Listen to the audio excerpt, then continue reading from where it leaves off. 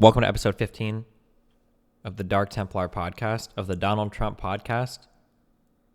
How are you guys doing today? I'm joined by... Oh, fuck, I just pushed a button on my keyboard. Oh, shit, that actually does that? Wait, what did I just push? That's fine. Oh, you're good. I'm joined by my wonderful co-host, y'all. Trihex. How you doing, buddy? Y'all. Babyface Trihex. Destiny just found out what the F11 key does. He's like, "Oh shit, it full screen. How do I fix it?" Wait, F11? Oh, shit. I didn't know that worked on OBS. Stop roasting me. What are you doing? You're the one here that's fucking chill. What do you got going for me today? What I got going on? Yeah. Well, I mean, you can, it's a very, very dark day in America because I fulfilled Jesse Lee Peterson's prophecy. I was kill late. Someone in gang-related violence? Oh, never mind. You were late today. Okay. I didn't know how hard we were going today. That's okay. You're fine. Don't worry. How's your... you sure, man? Yeah, why are you late? Are you able to talk about it, or... Yeah. Well, yeah, it was it's all good news now.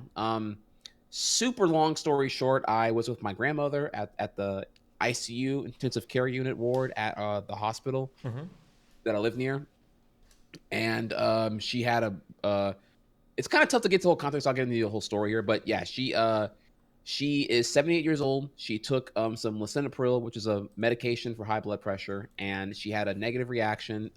She's been taking it for a while, and she, when you take lisinopril, there's a 1% chance, quote unquote 1% chance, that you can get a sour side effect of swelling and inflammation. Her tongue was swelled to 3 times the size, and obviously your tongue is larger than it appears. It goes down into your throat. So the swelling of her tongue was actually going to cause blockage of her humans only have one windpipe, of her windpipe, which she would have suffocated in and died. But thankfully, I take care of her, and I got her to the ER in time, and they took care of it. But she was in the ICU ward. She had a tube put down her throat with a breathing machine. That way, the swelling of the tongue would kind of swell around the tube, so it couldn't get completely engulfed or enclosed, I should say. Now, what happened today is day 4 of her being in the ICU ward. By the way, if you look on my Twitter, you can find all the updates there. I've been keeping everyone posted. It's why I haven't been streaming as often, because I've been kind of freaking out and trying to fix all of her shit for her and figure out where she's going to go once she's recovered and stuff like that to get adequate medical care.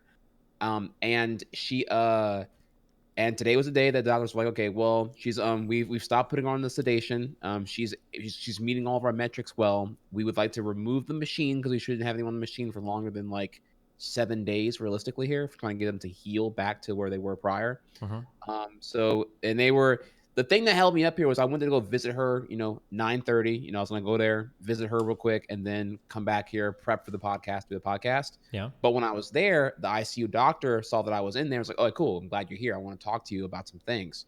And so he was talking to me about, well, hey, look, when we remove the tube out of her throat and she's breathing on her own again, so far there's no evidence. But keep in mind, wait, so far there's no what? You cut out for a second. There's no evidence of anything going wrong here. Like, no complications. She should be able to breathe on her own and operate as normal. However, in the event that we run into complications where she can't breathe on her own, she can't cough, or anything that's going to require us to immediately put the tube back in her, we need to talk about the complications that come from that and what you wish to do. She may need a trink, the thing you put in the throat, and she may need a trink and a feeding tube if we put the breathing machine back on her when her throat's already really, really sore. It might cause damage, inflammation beyond repair. So she might need that. And if she did need that, obviously we're hoping that we don't need that, but if we do need that, do you want to go that direction? Do you want to go with a major surgery being performed on her? Or would you rather we just don't, and we just kind of let medicine minimize what she'll deal with and have the age or have the health slowly degrade before she would, eventually pass? And then they threw all this on me, and I'm like, well, fuck. Okay. So yeah, I had dude, it was crazy, man. I had like a 30-minute conversation with 2 different doctors about like the complications and all the other shit. And that hit me really, really hard because I thought, okay, well, damn, what would my grandma want? My gut reaction is, yeah, she wants to live to see her great grandchildren, presumably my kids, whenever, I don't even know, whatever, fuck. I don't know when that's happening, by the way. Like, I'm in no rush for that at all. Sure. Do I she would want to live, but would she want this major surgery? Mind you, she's like already like taking 4 days to recover from this like a negative reaction to her medicine. Mm-hmm. She's 78 years How? old, Okay, not yeah. I was frail. gonna ask how old she was. 78. Gotcha. Yeah, 78. Had a stroke about 2 months ago. So her left, and the stroke caused her left arm to no longer function properly. She can like at the shoulder level kind of move the whole appendage around, I guess you could say. Mm-hmm. But the hands and fingers can't really do much on the left hand. So she only has one hand, and and she's kind of weak. So like everyday challenges, like she probably can open a door but can't lock a door. She can't really use a pen to write anything. She can't use a remote that well. Like she's like that old. Like it's like we're like even her getting in and out of bed is like really debatable at this point. To give you an idea. So yeah, she's getting really up there, and yeah, it does give me a little bit less confidence with her ability to deal with two major surgeries for the trinket. I keep saying it wrong because I don't know how it's spelled. The throat thing and the feeding hole that would have to go like around her stomach, because her throat would be not fully functional anymore after the second time, probably of putting the tube back in her to keep her alive. Yeah. So we were going through the whole thing there and what that involves, and there's not even like the hospital she's currently at doesn't even do that surgery. She has to go to a different hospital about 90 minutes out of my way, and then recover there, and then figure out what to do. What level of adequate care she would need when done recovering from that. It's just like and then if she gets surgery, she'll probably be able to walk again because she's already can barely walk right now, and it just goes on and on and on. This whole thing, and it was like hitting me really hard with all these decisions, but ultimately, um, no, it gets good here by the way. But ultimately, I was like, yeah, okay, well, my gut reaction is, do the surgery if need be. Like if if things get really bad, where she's like vital on something today, I would assume she'd want to like live or try to live to talk about, just to try to live so we can talk about, organizing everything and getting her stuff together. Because right now it's kind of you don't really prepare usually for these kind of things to happen. So there's a lot that I think we all need to do. And I'd like to like, at least, properly tell her goodbye if I'm officially at that point. Sure. And I'm saying this now with a straight face because I already like kind of did all the emotional shit like way earlier. So I'm kind of like drained on that. So don't think I'm like extra sensitive here. I'm just like I've already like kind of been through all that. I had to like do the hardball stuff with the doctors like way earlier on topics I didn't think I'd have to ever get to today particularly. I was all team recovery for her, not really like okay, well, team skeptical. I was like hardcore on team recovery. Mm-hmm.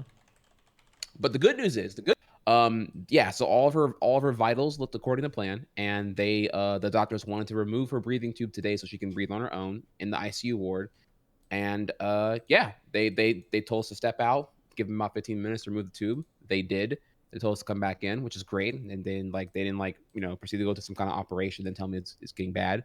And she's good. They removed the tube. She's breathing on her own. Her ability to cough is not quite great right now. Coughing has a function of removing debris out of your throat and shit like that. Mm-hmm. And if you can't cough, you'll probably just choke and die. Just keep it really, really short. Have how the whole thing here works. So her ability to cough, is mild. It's not great. They have to use like a suction tube to kind of like she would like kind Clear of out her throat bring and the everything. yeah, she would bring the film up, but it wouldn't come all the way up. So they had to kind of like use a tube to kind of like get in there and vacuum a little bit more. But and she's still a little woozy. The kind of scary thing is that she was on sedation while with the tube in her, because it's like the tube's pretty invasive and it probably would freak you out if you woke up with the tube in your throat. Mm-hmm. But she's been off the sedation now for about 36 hours, and she's still kind of woozy, which is a little bit alarming because usually by now most would like get would wake up to like being a little more coherent. She's like barely there, so that has me a little bit nervous. But it There's no the chance. Nothing telling she's done. She can't. She shouldn't have like any serious like long term like neurological problems or anything, right? No, the only thing she has neurologically is she does have dementia. I mean that's like, I mean, again, I didn't want to like derail the whole thing into like my Sure. grandma if you don't hear about it. If you don't hear about it, but yeah, She has the reason why the reason why I was even able to take her to the ER was because I already saw her declining health for the past like really like 5 years, Mm-hmm. and I was like, look, Grammy, you're not walking very well. Like she's so prideful, man. You're not walking very well. You're kind of hunched over. You're kind of dragging your left foot. She's very forgetful. She forgets where her glasses, her remote, her phone are, and she has like this dementia thing where she thinks there's like people in the attic who are out to kill her. So she thinks that like when the glasses are somewhere else, that the people in the attic came down and moved her glasses to mess with her, to torment her, if you will. And it kind of goes even further where she's like, she doesn't want to order food prepared for her because the people will touch it. So Okay. she only wants to go to like buffets where it's like prepared in mass, where they can't target her specifically. Jeez. So she's kind of, yeah. So like this dementia kind of freaks her out and doing these like crazy rituals that kind of consume her entire day, combined with like being old and slow and handicapped. And it's like, I'm like, okay, look, all by the way, all alone, widowed at her big house out in the country. And I'm just like, all right, look, Grammy, let me, how about we escape the people and I get you a nice apartment near me in the city, near a better hospital where you can get some better doctors out here in the city than the ones you have out there in the country. And yeah, I'll help take care of you. That I would feel a lot better if you were with me and not driving because your vision's terrible. If you're with me and I took care of you and we can kind of like move on a better direction. She finally agreed. She actually agreed. I was kind of surprised she actually said yes to that. And so that's kind of where we did all the moving like into February. That's when me and my mom helped move all of her stuff from the house to her new apartment that she got at a senior citizens folks apartment complex. I didn't know it was even a thing actually. 55 and older only. Yeah, I And lived in one of those for 2 years. Yeah. really? Yeah. Ah. Yeah, so I did all that with for her early March, and then she was really happy, but obviously, she needs a lot of care, and she's really forgetful Mm-hmm. and kind of rebellious too with the dementia. So she would swear that she knew what medicine she was taking, but she couldn't keep track of it. She would swear that she needed 10 cc's of insulin every night, but the nurse would tell her you need 20. Your prescription is for 20. Mm-hmm. So she went to long story short here, she went to the ER twice this week. First time was for high blood pressure. She had a 220 over 110. Second time was for the tongue swelling that, proceeded to become this giant thing now where she had to go under for emergency circumstances because of the tube being put in her for the tongue swelling engulfed her entire throat. The doctor told me that she was like, honestly, within an hour of it completely closing out and probably choking to death and dying. Mm-hmm. Which it didn't happen. So that's why we're cool with it right now. I know it's a pretty crazy thing about honestly that she was that close to that kind of thing. Yeah. Um, but yeah, but back to your question here about her mental state. Yeah, she has dementia. She has short term memory loss. She's frail. She has her left arm is like stroke struck, I guess, Mm-hmm. where she can't do anything with it. And that's where I currently am now. She's recovering. She's a little bit delirious.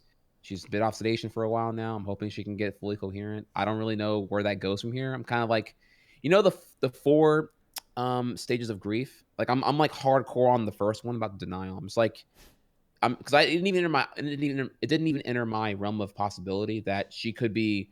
It was either like she'll recover or she won't recover. I didn't think about the whole like mental part where she might just be Yeah. permanently in this like doozy state of, I don't know, vegetablehood, I guess, or whatever.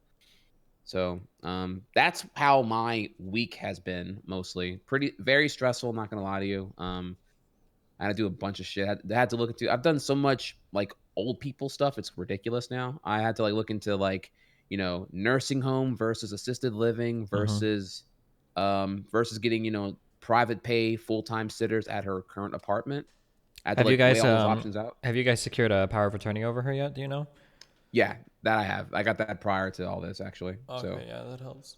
yeah, I've been working on that too. I've been getting been getting her bank accounts and paying her bills off and shit and all the other Mm-hmm. stuff. Yeah, so I've been working on all that. That's actually why they had to talk to me because I had the power of attorney. So I was like, they were hitting me with the hard stuff like from the very jump. Yeah. I'm sorry, the doctors that is, they were hitting me with all the hard stuff.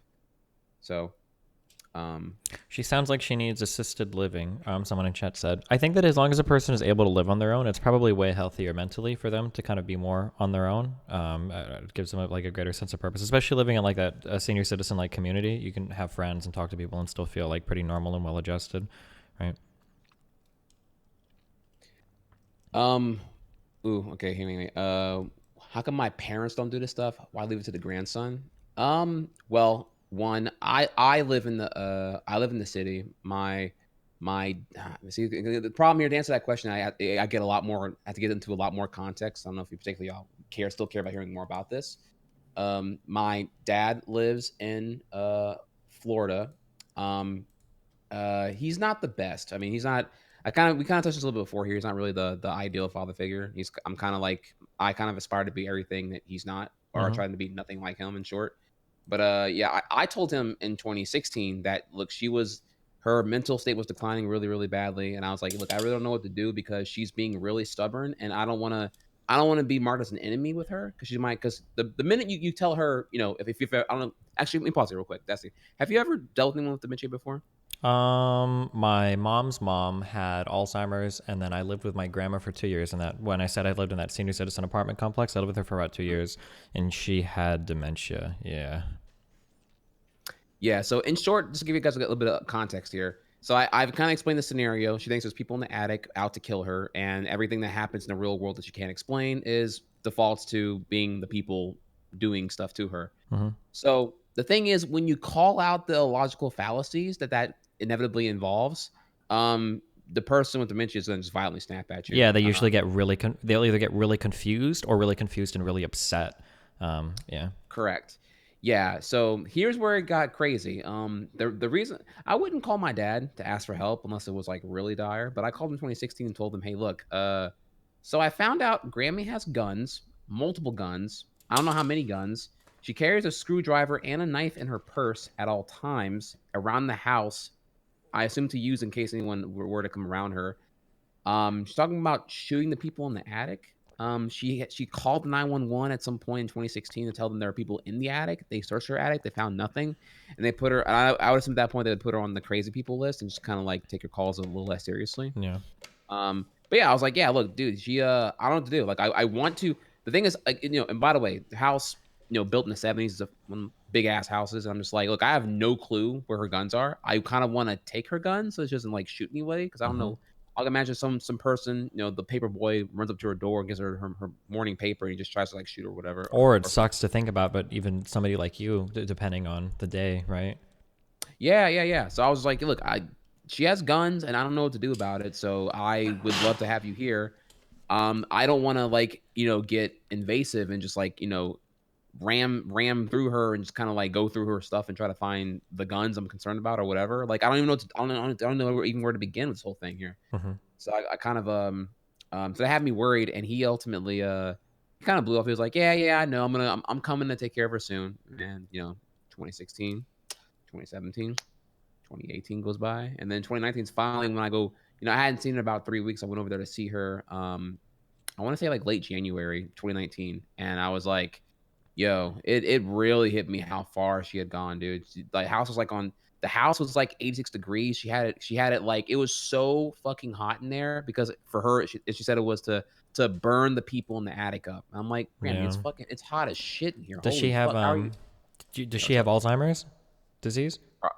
Probably. Is I that mean, what the dementia's caused me? there's been no diagnosis for either of those things. She hasn't been to like a neurologist because again, in her eyes, and again, this is something I found recently. Because I'm like, because I want to take her to like a neurologist or someone to get her diagnosed, so we can like kind of move forward on maybe minimizing the intensity of this right now or something like that. Mm-hmm. But the situation is that like in her eyes, she's not crazy, and if you tell her Yeah. she's crazy, she thinks you're crazy and that you're wrong. And for her, and now the thing is, I found out what her triggering criteria was for determining such. If you are a doctor and you don't have an MD in your name, you're not of a certification high enough to determine whether or not she actually has dementia. She won't even take you seriously unless you have an MD in your name. That's her like triggering point, is what I realized. She let that one slip nonchalantly in a conversation earlier this month for me, but I didn't know that. But yeah, like I didn't know like you gotta imagine, no, it's me coming into this whole thing here because I have to, and I know nothing. I don't know her bank accounts. I don't know who her doctors. I don't know like who her kidney doctor is. I don't know who her blood work status is. I don't know what medication she's taking. Like I come into this thing, literally mid-February, and I'm being thrown everything to figure out what to do with her because I'm just like, dude, if I see, and I mean, dude, she like she should not be driving. I'm like the old people Oh that you no, hate on yeah. the road, like yeah, like I'm like I need you to stay grounded. I had to like hide her keys from her at that point. I was like, dude, you need to be. I don't even know how she can even see. Honestly, that's how old. That's how bad her vision is. Like, Did you say she was 87? she's 78. Oh, 78, not 87. Gotcha. Okay. Yeah. So. Damn. Yeah. So What do you what do you do that's the like entirety of it right now. towards Go the ahead. end of somebody like this life? I'm not sure what are you supposed to do? What do you think? It was a tough call, honestly. This is the big picture here, where I am right now with her. And I'm sorry if it's boring people here. I didn't mean to derail into this, but probably this is what my week has been, honestly. If you wanted to know, um, fuck. Well, sorry, what was the question again? I lost track. What do you think you're supposed to do with somebody towards the end of like when you can tell they're getting to like the final like years of this type of life? Like what do you do with them? I'm not sure. I'm not sure either, dude. Because all right, the doctor specialist. I'm sorry, I want to say like there was a doctor who did the tube removal, but then there's like the ICU ward management case director who spoke to me. She was like the upper up person who was like, I'm gonna give you the nitty gritty of what happens usually at these events and what you could do going forward. But right now, unless you give me explicit consent, I can't put the trink and the thing in her. I would need your explicit consent as power of attorney to do that. Yeah. Also, if she chokes, I'm gonna do CPR on her. Unless you give me written consent, or I'm sorry, explicit consent For a DNR or whatever. Yeah. Yeah, for that, and if you want to like go with the the comfort route, I'm not gonna do that. Have you put a lot of thought into like a DNR or anything yet, or how do you like feel about that stuff? Dude, that hit me. That was like 4.5 hours ago. This whole thing got told to me. So. Oh damn. Oh okay.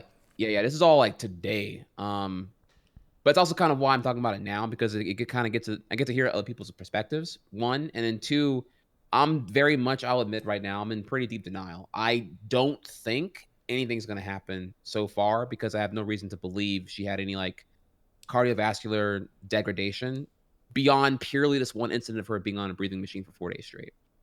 So maybe I'm ignorant of how frail one can get when they're on like synthetic everything for, over half a week. I don't know. Maybe I'm really to get an idea of how old she actually is with her like very slow recovery. If she can fully recover, I don't know. But I went into this kind of hopeful that she would bounce back, and this time now I would learn what we need to do. Even though nothing's supposed to happen from mismanagement, it's just a negative reaction to her medication. But yeah, this whole thing here hit me really hard.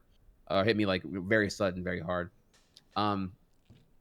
So as for what should you do? So here's the general thing. Whenever you have someone who's at near fatal circumstances, this is what you're going to be prepared for. The doctor told me there are generally two options. You can go with like team invasive medical, team whatever's necessary, right? You do invasive stuff. There's going to, whether it be invasive surgery or whatever steep recovery, medical induced things you got to do to keep them alive and going. You do, which in this case would be, the two surgeries for the things that would have to happen probably following putting the tube back in her. Or you go with the other option, which is team comfort. You say, well, she could live longer if I technically do the medical procedures, but would she have a better quality of life? What would she have preferred? What's important for her? What was she living for? The doctor's sitting here asking me all these questions about like, what do you think she would want? And I'm like, fuck, I don't know, dude. I was just getting to solve those problems, honestly. I really hadn't gotten that far yet. Yeah. Team comfort seem to be the easier, well, I shouldn't speak very, it seems like the very, very end of life, that seems to be pretty like an easier part. Like I think team comfort is generally pretty obviously the answer there. Cause I mean, like if you go for the resuscitation route, you're going to be like doing invasive shit after invasive shit. And every time they come back, their mind is just slipping further and further away. I feel like the harder part is like the last like 2 to 3 years of life living with something like Alzheimer's disease. Like if that, I'm assuming that's what's causing the dementia. It's the most common cause. That Yeah, seems like, yeah. I don't know, like having somebody that just gets confused or can get lost in your house or whatever, like can't live on their own. It seems kind of weird. I'm not sure what you're supposed to do in those circumstances. Yeah, I don't know. Yeah, and I didn't even get as far as asking her like what the, I assume she has really good insurance. She has like a ton of insurance on everything. Like she's very old school, so she has like her house is insured. I know that. She Hmm. has like a stroke policy and she has a bunch of other shit. So I assume she has like really good insurance to have what would be probably the very invasive medical procedures done. But usually those are going to be like, I for most people that's pretty. You do first. You think about the financial second, and like I could easily being like 30 grand plus surgeries to do on both ends there. Hmm. And it's like, you're right though. But it's like for what? Would it if she is right now walking around with the walker, able to get up on her own and kind of like eat on her own and stuff like that. If she recovers from this here, and it's just like she's gonna be let's say worst case scenario, right? Like she has to get the two surgeries and she's being fed through a tube to her stomach and the throat thing where she probably won't be able to walk anymore from the pain from the surgeries that are gonna be done that require the torso work to be able to move at that point. So we're talking about wheelchair into bed, motorized wheelchair into bed is really about it. You know, uh, how great of a life would that really be? I don't know. It's like it's tough to say because I don't want to be the. I'm not. I almost feel guilty even saying that because it's like, am I declining her life? I No, I I just don't don't. think so. I don't think at all. I mean, like Right. at that stage, like especially towards the later days, like things are going to be so confusing and scary anyways. Like the idea of hardcore obsessing over preserving just like the number of days a person is alive for, I think is a lot less important than improving the quality of like their final days. I think is way more important. Yeah. Yeah, that's what I would think too. Like, you just kind of really don't really know until you get into it. So Mm-hmm. right now, the tube was removed. She had no complications being able to. Her ability to cough is not that great, but she is coughing, with assistance at this point. She is breathing on her own, which is great. The only thing that really worries me right now is that she's like been off sedation, which will soon now be for 2 days, and she's still very delirious. And like the most I can get her to do is I say like, hey, it's your grandson, it's Mikey, and I would tell her, hey, like, if you recognize him, can you squeeze my hand? And she can squeeze my hand. Can you give me a thumbs up? And it not really. She doesn't give me a thumbs up. She can just kind of squeeze my hand. But I can't tell if that's her like squeezing my hand because like I need something or if it's like she's actually computing what I'm saying. I'm not quite sure yet. Like she kind of gives me a blank stare no matter what I do. So I kind of don't really know, is that as far as it gets or not? I don't know. It's like I'm really deep in the denial right now. So I'm just like, yeah, she's really, really smart, man. Teacher for 34 years, always one to really push me to a higher standard of like enunciation and diction and vocabulary. Like she was the one who was always adamant about me being like, be the best you can be. Don't dumb yourself down to fit in at school. Be smart. Mm-hmm. Be your best. And she's very very very very smart. And it's just it. So that's why I'm like kind of like convinced that yeah she's gonna recover because clearly she's like a very smart woman. So that's kind of where I am with it now. I haven't really even finished really my own thought pattern of like what to compute from what I was told today. Mm-hmm. But right now we're playing it day by day. Yeah. Having talking to the doctors and having like a realistic assessment of what's going to happen in the future too is like really important, I think. One of the worst parts of my mom dealing with her mom was the it's kind of weird, but like her mom would have really good days, and then it would make you a lot more devastated for like the next bad day, right? Because sometimes you think like maybe everything is like on its way to get better, but then like obviously like these kinds of things usually progress in one direction, which is like really shitty to deal with. It's a really really rough thing. Yeah, yeah. Do you is Well, your mom helping you at all, or? yeah. They're it's mainly my mom and me and my cousin Justin. We kind of take turns like doing helping her out for a day. I was getting a lot of power of attorney stuff done throughout the last like the entire 4 days she was recovering or she's been recovering. I've been like doing at least one or two errands related to like getting all of her ducks in a row, Mm-hmm. paying her bills, getting her AT&T fixed, getting her letting the apartment complex know about her health right now. Looking, again, going to nursing homes versus assisted living facilities and figuring out how all that shit works. Hospice, learning more about that one, and talking to the ICU doctors when I would visit every day to ask them about like when she wakes up and her recovery, how does that work out? And I learned all of that doing all my homework comprehensively while she was recovering, up until now. Mm-hmm. I'm sorry. I'm sorry. I forgot where I was going with this whole thing here. You had asked me about what again, if anything? I went on a little tangent right there about. I mean, the most recent thing I asked you was whether or not your mom was helping you exactly with everything. Oh, But yeah, it yeah, seems like yeah, she is. Yeah. yeah. She's helped me a lot. Yeah. So, and yeah, everything's going as good as it can be right now. So we just wait and see how it goes. Damn. Well, if there's But anything yeah. your grandma's ever like really wanted to do, or anything that you guys have a lot of fun doing, you should definitely do that. Like That's what I was gonna say. Okay. as quickly as So possible. Yeah. the big thing is, yeah, I kind of just want to like, and it's like, okay, here's what really gets me right. As Mm-hmm. it may sound partially grim, I guess, but like, as long as I get one more chance, now that I know it's like if it may be, now that I know it might be my last chance, I just really want one more chance to be with her and talk with her and like really, get that time. You never really think it's going to be the last time, Mm-hmm. but having a call this close, it's like, okay, now I'm like really woke that, I can't tell. I'm mostly in the dark here. I have like a small little, let's call it like a little candle light, not even a flashlight, a candle light. How long does this thread go? This little fuse to the very end here. I don't know. But if I get one more chance, I will from here on take full advantage of that, and not take it for granted here. Like I Yeah. really want to. Yeah, you should set up like a really cute like a date night or something where you guys go out to eat dinner and then go to like a park or something. Whatever you have, like the sooner the better is probably. Yeah. Well, and that's not to imply that I wasn't already doing that. By the way, like, do know that I was like, she wasn't cooking. I was feeding her all the time. Like, I would ask her, "What do you want? What do you want to eat today?" And I would try to find like, the most low sodium option I could find for takeout, and I would like bring it to the house for her to eat, Mm-hmm. just because it was like way easier to like bring food to her rather than bring her to places. Yeah. Because often I couldn't predict like how her dementia would kick in, and she'd be like, I don't like him, or I don't trust him, or he's with the people, and it only takes one of those to happen. It makes the whole thing get really complicated. So I'm usually all about like I would go over to her apartment, hang out with her, because again, she's like really close to me, Mm-hmm. and just like usually just bring her food and we would all eat together.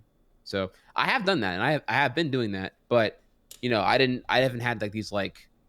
I guess I didn't really think I was going to be like, anywhere near the end, or there was the end coming soon. This was the beginning, because finally, because finally I got you out the house. You're no longer 40 minutes away from me. You're now, you're here. I'm here. I can go see you. It's way, it'll be way better. You're no longer at the house. So you have less reason to think the people are going to be over here, because you're not at the old house anymore. You're at this new apartment. And I even furnished your apartment in a very particular way where it's Grammy proof, where you can't lose shit, because I know where everything is. I know where your pill box is. I know where your medicine is. I know where all your things are. So whenever you hit me with the people took X, I can say, hey, nope, it's right here. And it's, I pretty much made it as dementia proof as I could be.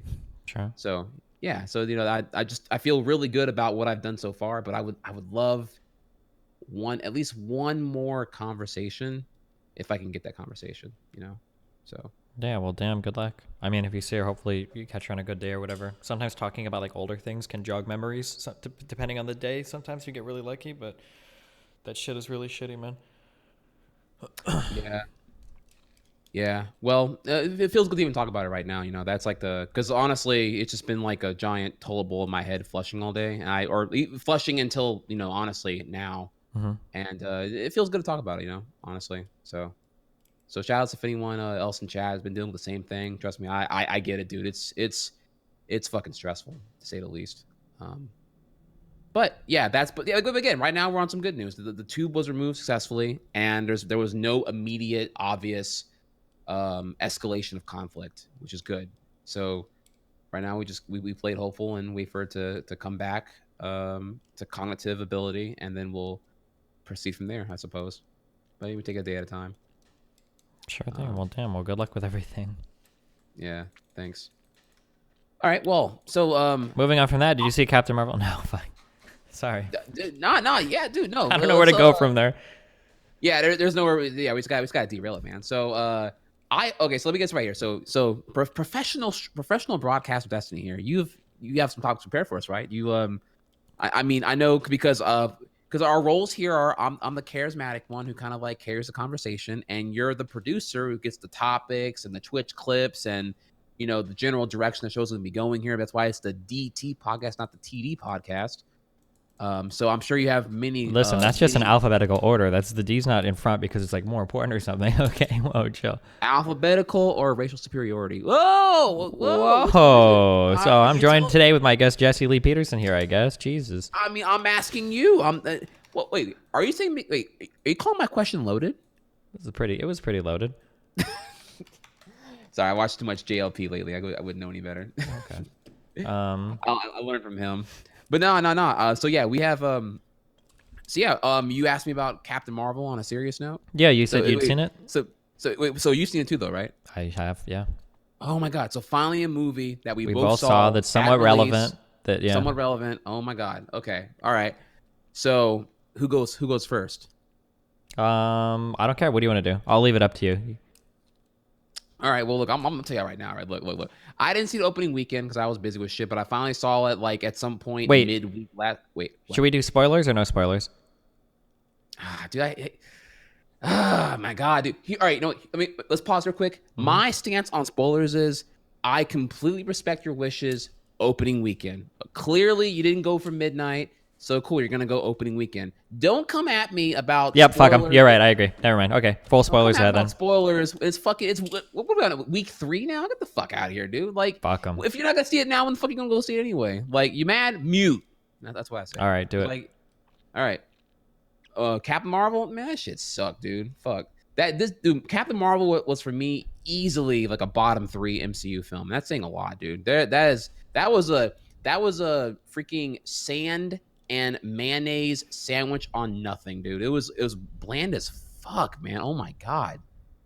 Like, and the problem here is I feel like the politicized aspects of female empowerment and all that, I completely get it, but I'll just keep it completely candid here right now for you. To me, Wonder Woman was a better female empowerment movie. This here was like nothingness the movie for me. Like, Brie Larson, I don't know if she was like not directed well, or if there was the writing with the script, but it seems like it was like just constant pandering about all this about trying to be this female empowerment, but really the character's not interesting, to be totally honest.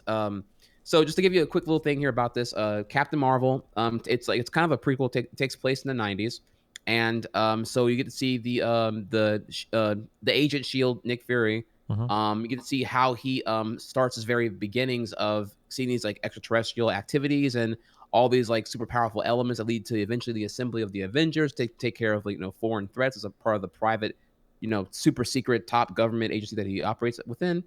And you get to see young Samuel Jackson in the 90s, and you get to find out how all these things happen, whether it be the eye scar and the eye patch, or how he was a young rookie way back when in his first time encountering any of these like supernatural elements, and how it plays into a comparative to his his jaded self when you see him 20 years later almost in Iron Man 1 and since then. And where's I going this now? Oh, and the problem here is that the main character is like, I find there's more development done for Nick Fury than for the protagonist of the story, Captain Marvel. There's to put it totally in short, dude, she's like a quip yelling snarky character in the beginning, and then after her big metamorphosis, she's still a quippy snarky person towards the end. I didn't really observe really much of a character arc change in her, and I can go into more than that, but I kind of want to like slow down here and kind of hear from you before I project more possibly onto yourself. So yeah, my biggest problem was the in terms of like how superhero movies work, this is kind of like this is for me usually this is like the central like success or failure of a movie is I feel like you have to feel like the character kind of earns the payoff at the end, and I don't think you had any moments in this movie whatsoever where it felt like this character struggled with literally anything. All of the struggling was like very superficial. I mean, for a superhero movie, she's never exposed to any real danger ever, right? You're never at any point in this movie feeling like she could actually die or that her life is in danger.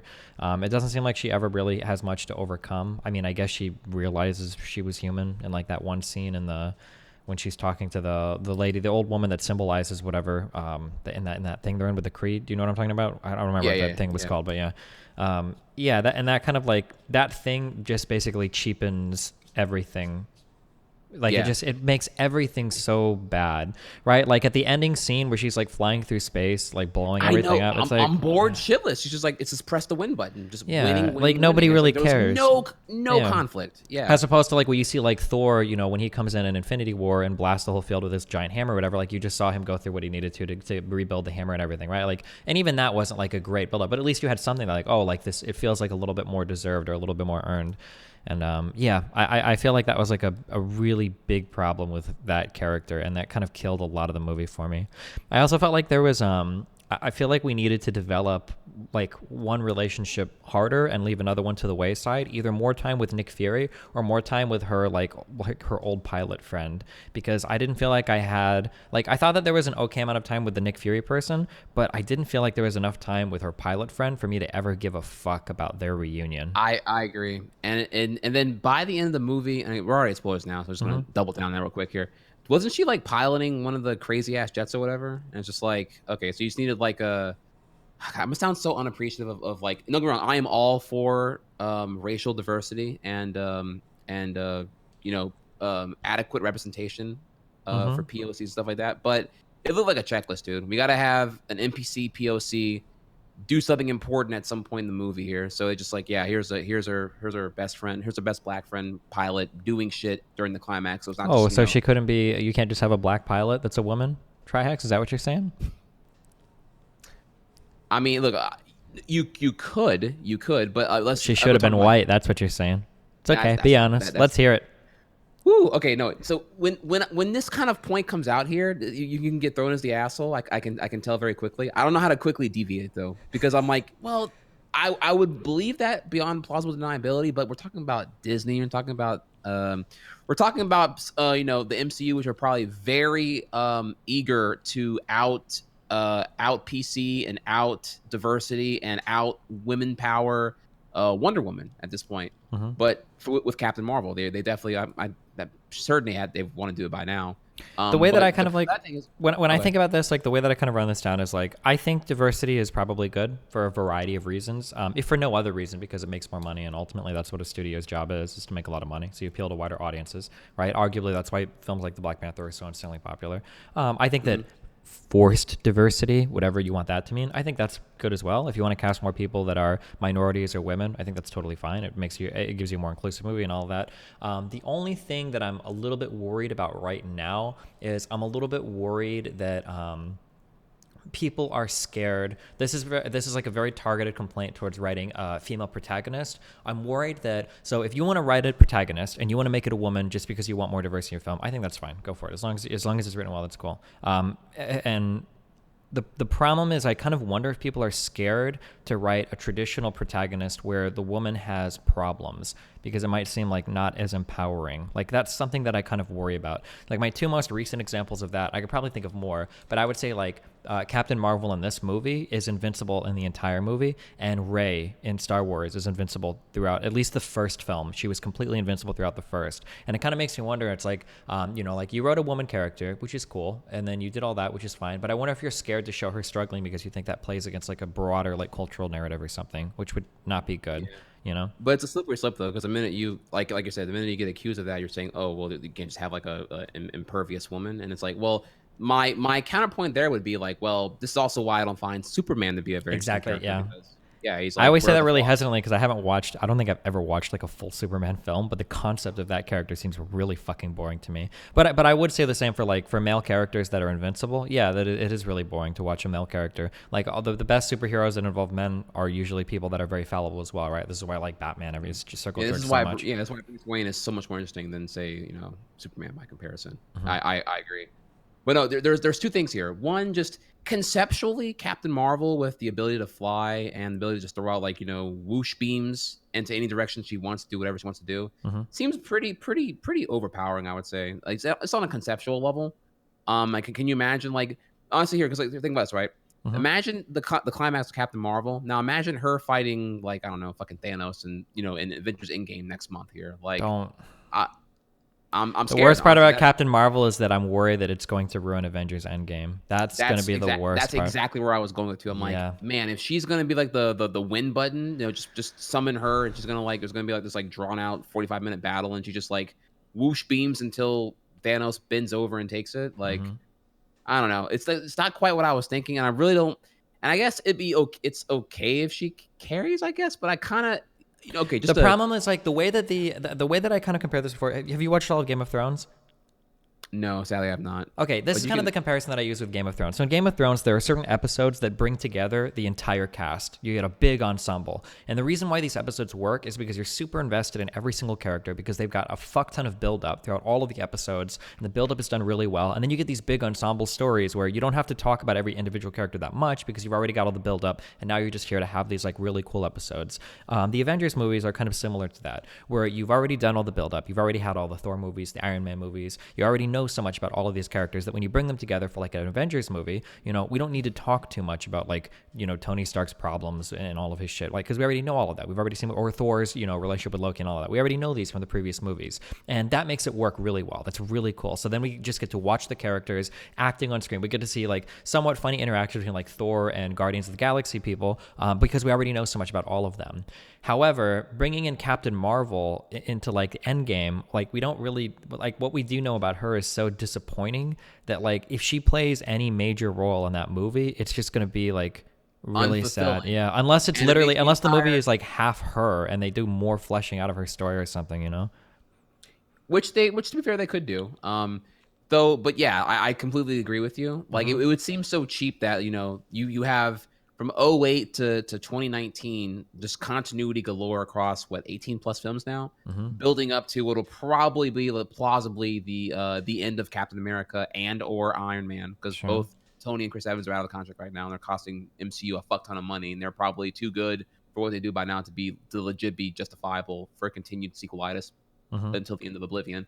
So, one of them's probably going to go. I mean, I don't even know. I mean, they could deviate from the Civil War comic entirely here. So don't even say I know, because I don't know. We all don't know at this point. Mm-hmm. Um, and it would seem really cheap that not only Captain Marvel gets retconned into being super important with her prequel film here, but also that like she's the one that, I don't know, I guess saves everyone maybe.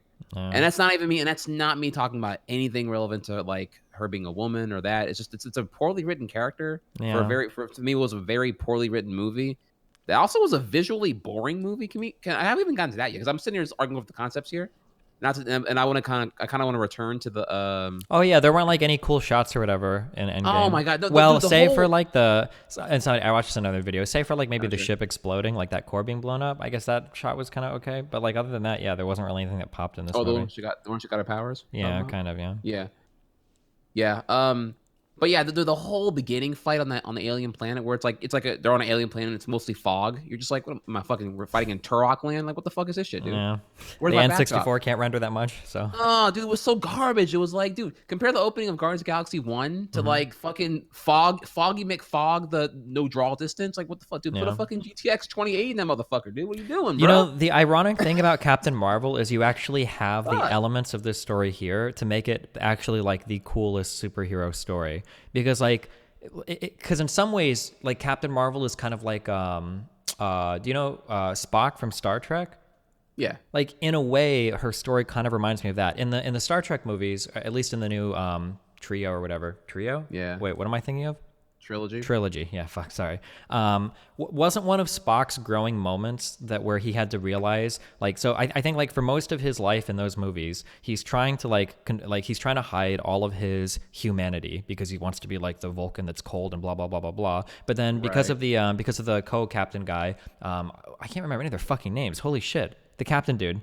Captain Kirk? Captain Kirk, yeah, fuck. Because of everything that he learns from Kirk while watching him, and then having Kirk go and do all of the other weird shit with the crazy con guy and everything, right?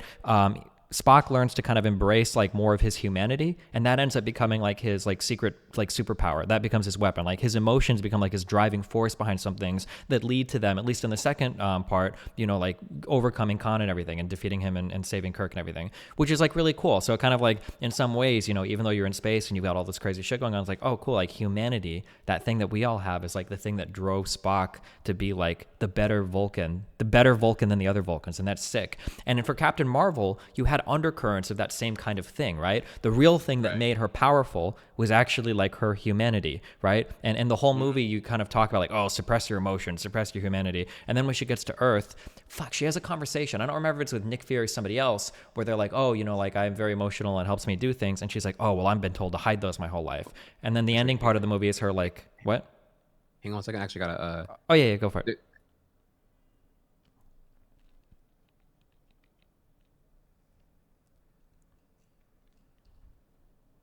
Do I keep talking? Oh shit. Oh yeah, he's waving me off. Oh yeah, but anyway, yeah. In the Captain Marvel movie, it's kind of like that same theme, right? Well, actually embracing your humanity at the end is what like makes you cooler. But yeah, I think that the delivery of it and everything in that movie was just like really fucked. So how are you guys doing today in chat? We've got Bogged. It was her captain, I think. Spock punches bad guys in the face and yells. So subtle. Damn, you're really mad, dude.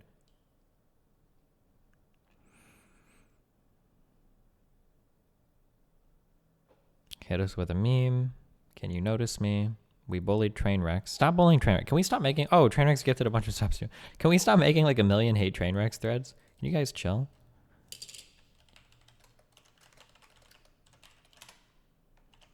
Dab? No, I'm good.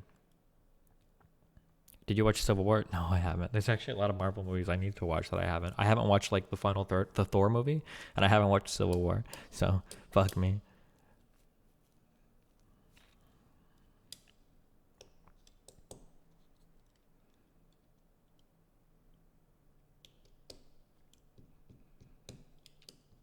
Am I going to see Us? Yep.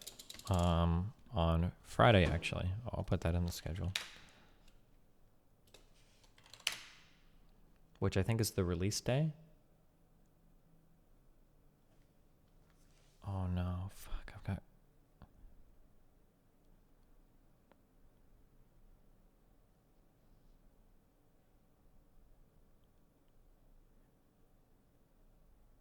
I'll be free anytime after 5 to 6. Oh shit.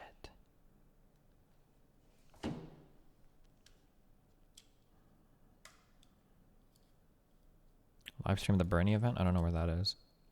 Don't leave Tabor alone with Mr. Moon. Listen. I'm so sorry. I'll think about it. Yo, okay, let's talk about some real ass shit, okay? Mount Gox emailed me. 2 questions. 1, Mount Gox emailed me and they said that I have they said that my thing got approved. Is Mount Gox going to pay us back in Bitcoins, or are they going to give us the cash equivalent value of the Bitcoin at the time that they went under? Like, am I about to just get, like, 2 Bitcoins? Because that would be sick as fuck.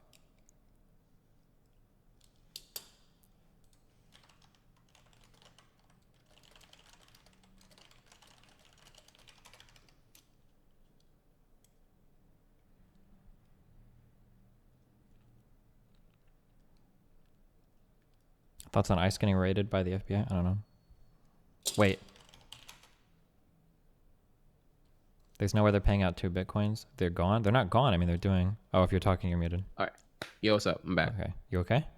Yeah. It's all good. That was my grandmother's doctor's receptionist to call me back asking if I needed more, and I'm like, so I just real quick told him, tell my grandmother's doctor to go by the ICU ward and look at her so I can get a second opinion on these questions about the whole surgery and all the other shit. Mm-hmm.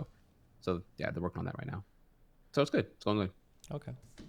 But yeah. Let's get back here. So we are not done here yet. So I'm in the middle of shitting on Captain Marvel. So we Yeah. were talking about. So I'm basically saying that like they're the core parts of the story. If it could have been like a big story about like humanity being like the most important superhero, I feel like that could have actually been like a really cool, because right now in all of the Marvel movie stuff, a lot of it is kind of like moving away from humanity. It seems. So you've got things like the Hulk. Well, I don't know if you'd count him as like human, and then you've got like Thor, and you got like Thanos, and like there's a lot of like non-human stuff. If Captain Marvel came through with a really cool backstory, and like the most important part about her was that she was human, and then she was like the strongest superhero, I think that would be really cool. But they fucked the story up so much that it was like, eh. Yeah, no, I agree with you. Yeah, I think Spock has been done great in '09 Star Trek. I agree with everything you said about him. I think honestly he's just written way better, and the whole thing is paced more appropriately. Sure. And honestly, yeah, I don't really feel that organic change with look, I don't remember her fucking name, dude. Like I keep calling Captain Marvel, but I don't remember Carol. her name. My name is Carol. Carol, not Vers. Yeah.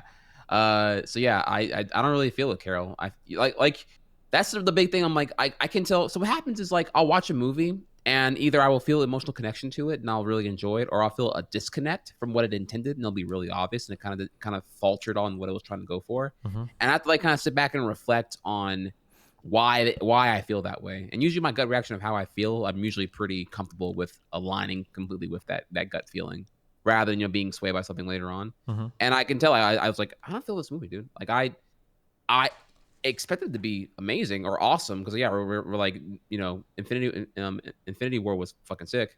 Minus like a couple of things I have a problem with, but like yeah, I was hype going in here because we're going all the way, and yeah, I was super like disconnected, let down, bored, really bored. The whole like, fuck, dude, even the sequence of events, man, the whole like memory out of order, like it's supposed to like play up to the whole like, yeah, I'm strong because all the flashbacks of like her as a girl getting up, all build up to her iconic moment of being Captain Marvel, and I didn't feel it. I'm just like, Yeah, nah, the reason why is like, and people do this, like you can't use like flashbacks. Fuck me, please say yes to this because it is the best example I've ever thought of in my entire life. Did you see Creed 1? yes, Oh, okay. yeah, The and I saw Creed 2, flashbacks, actually. the flashbacks in Captain Marvel didn't work because like none of it was like earned, and like it was all like flashbacks to like off-screen stuff. Yeah, it was all flashbacks to completely Yeah. no context Yeah, moments, just like random shit. You're But compare dude, that. the whole. You know why it's called a cockpit for the Yeah. men, Well, right? no. But It's like, dude, in terms of like that flashback for her, compare that to when Creed got knocked down on the mat. Remember when he got knocked down by Ricky or whatever, and he had the flashbacks that were all earlier parts of the movie. It was like him being a kid and getting beat up at school, and then it was him with his girlfriend, and then him with Rocky, and then a shot of like Apollo. Do you remember that? yeah. I Yeah, remember all yeah, when it happened there, that worked really well because you'd lived all those moments and you'd seen that struggle happen on camera. And then it did feel like he earned like, the right to stand back up. Whereas with Carol and Captain Marvel, this was all shit, I guess, that occurred in her childhood that we never ever fucking saw. And it's like, okay, whatever. Right? there was just no context. Yeah. And it also doesn't make sense for her to say like that narrative. It's a cool narrative. The idea that like when you get knocked down, you get back up over and over again, and that's the most important part. But in the movie, she never got knocked down. Like the movie literally starts with her being captured by aliens and then her single-handedly destroying an entire spaceship full of people and then like blowing that ship up, and then like it's just victory after victory after victory, and it's like whatever. Yeah, Like, no conflict, no peril, Yeah. no stakes. Yeah. I mean, dude, she literally had her hands contain the little cylinders, and still, one v8 with the cylinder containment still wins. Yeah, it's like whatever, with dude. not a scratch, dude. It's like Yeah. they're- She doesn't okay, even it's get gonna like be- injured. Actually, does she ever get injured in this whole movie? I don't think so. Actually, I don't think Does she even ever get like gets cut or anything. stabbed or anything? I don't think she does. Yeah, not really. No, I don't recall either. Actually, yeah, no, y'all understand? Yeah, dude. If you go see the movie, you'll see it feels like a really bad Superman movie Yeah, I don't know. Yeah. with Captain Marvel. That's how it feels, and it has me actually kind of scared going into Avengers Endgame. This is where we're gonna get just her like being the super uber person she is and just like winning everything. I don't even know, honestly. Yeah, whatever. So it has me a little bit nervous. But then again, here the difference too here is that the proof's in the writers, man, and the Russo brothers are a writing directing pair who did Captain America 2 and 3 and Infinity War 1 and 2 here. And I guess I'm sorry, Endgame. And so they're writing in game. So I would hope that they would do just a better job, because the dialogue here was bad too. There was a lot of really cringe dialogues involving I the thought for the first time in a Marvel movie, I felt like I was watching the DC people write the jokes. A lot of it didn't land yeah that well, I thought, which is strange yeah because in Marvel movies, usually like the banter and the humor is usually like always really well done. Like like exceptionally well done. Marvel is really good, or the people that do those movies at least are really good at balancing like humorous stuff with very serious stuff. They do that really well. And in this movie, I felt like I was watching like a DC attempt at humor where it didn't really land correctly all the time, and it felt a little bit off pace, off tone. Yeah. yeah no yeah tonally it was all over the place. Um, there is one part I want to talk about, but I don't know if like are you cool going into like speculation of where things go with the MCU, like in the after Endgame? Is that considered like If you too want, you can. I spoilery? don't know anything about like what would happen. Oh, well, did you notice anything particular about the and this is purely speculation on my end here, but this is like me trying to have some foresight. But Hmm. the black girl pilot best friend's daughter, did anything strike you particular about her? What about her? Well, she's pretty child actor with the really long curly hair. And I don't know if you've like know where things go in the comics. But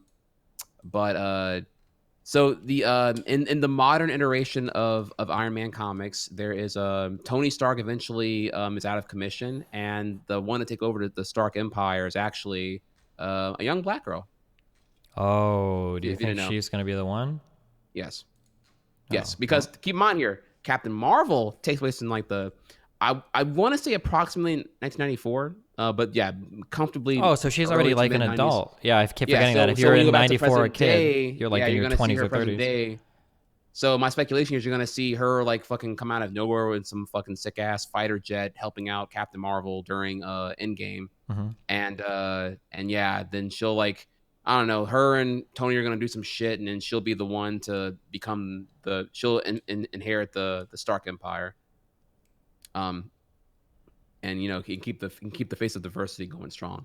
But Sure. that's my like mild YOLO take there, that you'll see her, you're gonna see her, people are gonna forget that movie took place in 95, and you're gonna see her as an adult in Avengers Endgame do something really important. Yeah. So Well, that's my that's my and and honestly, when I thought about it, I was like, it really hit me like a truck at one time when I saw her messing with when she was picking out Captain Marvel's uniform. And I was like, okay, wait, they're giving this girl a lot of screen time right now. What's going on here? And I was like, oh, dude, she has the curly hair like the modern Iron Man girl. Holy shit. Okay, it hit me like that. I was like, all right, that's gonna probably be her watch. So now you know my 500 IQ take, and you can run that one all the way to the bank if you want. 500 IQ take. Yeah. What if the Fantastic Four end up being the ones that defeat Thanos? Fantastic Four. Wait, what? Aren't the Fantastic Four and the X-Men technically part of the Marvel universe? Is Fantastic Four Marvel or DC? Yeah, they are Marvel properties, Yeah. but both are actually both were the film rights were contained at Fox. Oh, well. Fox, 20th Century Fox made Fantastic Four and X-Men for movies. However, that's actually an excellent segue into the topic I want to get into, that I'm triggered the fucking hell and back by, which was that as Fox of being yesterday, acquired. yes. Hey, do you guys hate monopolies? Do you guys hate like just these mega powerful corporations that just cannot be stopped no matter what? You give them a fine for breaking any kind of rules, doesn't even fucking matter because they're too rich to fail. Well, don't know how this got approved apparently, but yes, Disney has officially purchased 20th Century Fox for a $71 billion acquisition. So the studio that is this year alone already releasing Captain Marvel, live action Dumbo, live action Aladdin, live action Lion King, Toy Story 4, Avengers Endgame, Frozen 2, and something else, all this year will now also own distribution rights for X-Men, for Deadpool, for what was the other one you said? Fantastic Four, if they want to reboot that again and again and again. Simpsons, National Geographic. They have a lot. They have honestly like property overload now. It's actually ridiculous. They have so much IP, powerful IP acquisitions now, that there's no way the other major companies, Universal, Paramount, Sony Pictures Studios, and the other ones here, but et cetera, right? The other studios, there's no way they can legitimately compete with the absolute behemoth that Disney is now going to be acquiring Fox. Mm-hmm. And that I just there's just no way you're gonna see this play out healthily for the consumer because the other ones are gonna have to consolidate to equal their to equal the competitive mass. Honestly, to me, it plays out very very similar to how cellular companies currently are in USA, where like right now we only really have four, right? It's like it's AT&T, Verizon, T-Mobile, and Sprint. And it's like, and realistically here, T-Mobile and Sprint are a very distant third and fourth. They probably need to merge to realistically have to be viable competition against the behemoth that is AT&T and Verizon. Yeah. So you're just seeing further and further consolidation, and it doesn't look very healthy for competition. Disney equals Thanos, other studios equal Avengers. Nice. Yeah. So I mean, yeah, people there are those who are like delusional who are like, oh dude, fuck yeah, man, we're finally gonna get a good X-Men film. X-Men in the MCU is gonna be fucking sick. Dude, I'm so fucking tired of it. Fantastic Four sucking dick, dude. It's gonna finally be fucking good because Kevin Feige can't do no fucking wrong. And it's like, well, no. I mean, maybe at face value, but long term, it's not a good thing. I don't see Disney ever doing more than 3 Marvel films a year. So you're just gonna get less. They're already kind of at capacity with their full production schedule of like what they're doing with the MCU at this time. So just adding in more characters to manage, it seems like they're probably not gonna move forward on that. I would imagine. They'll just min max on every release they do, and not oversaturate it, to not let the superhero boom kind of dilute into oblivion. Mm-hmm. One, two. Yeah, there are some good and some bad here. I don't see Disney being particularly risky or innovative with these kind of things. So if you enjoyed risky shit like Deadpool, which was not a safe bet by the way when it first got released, or particularly Logan, just more of these like R-rated, loyal to their adaptation roots takes here.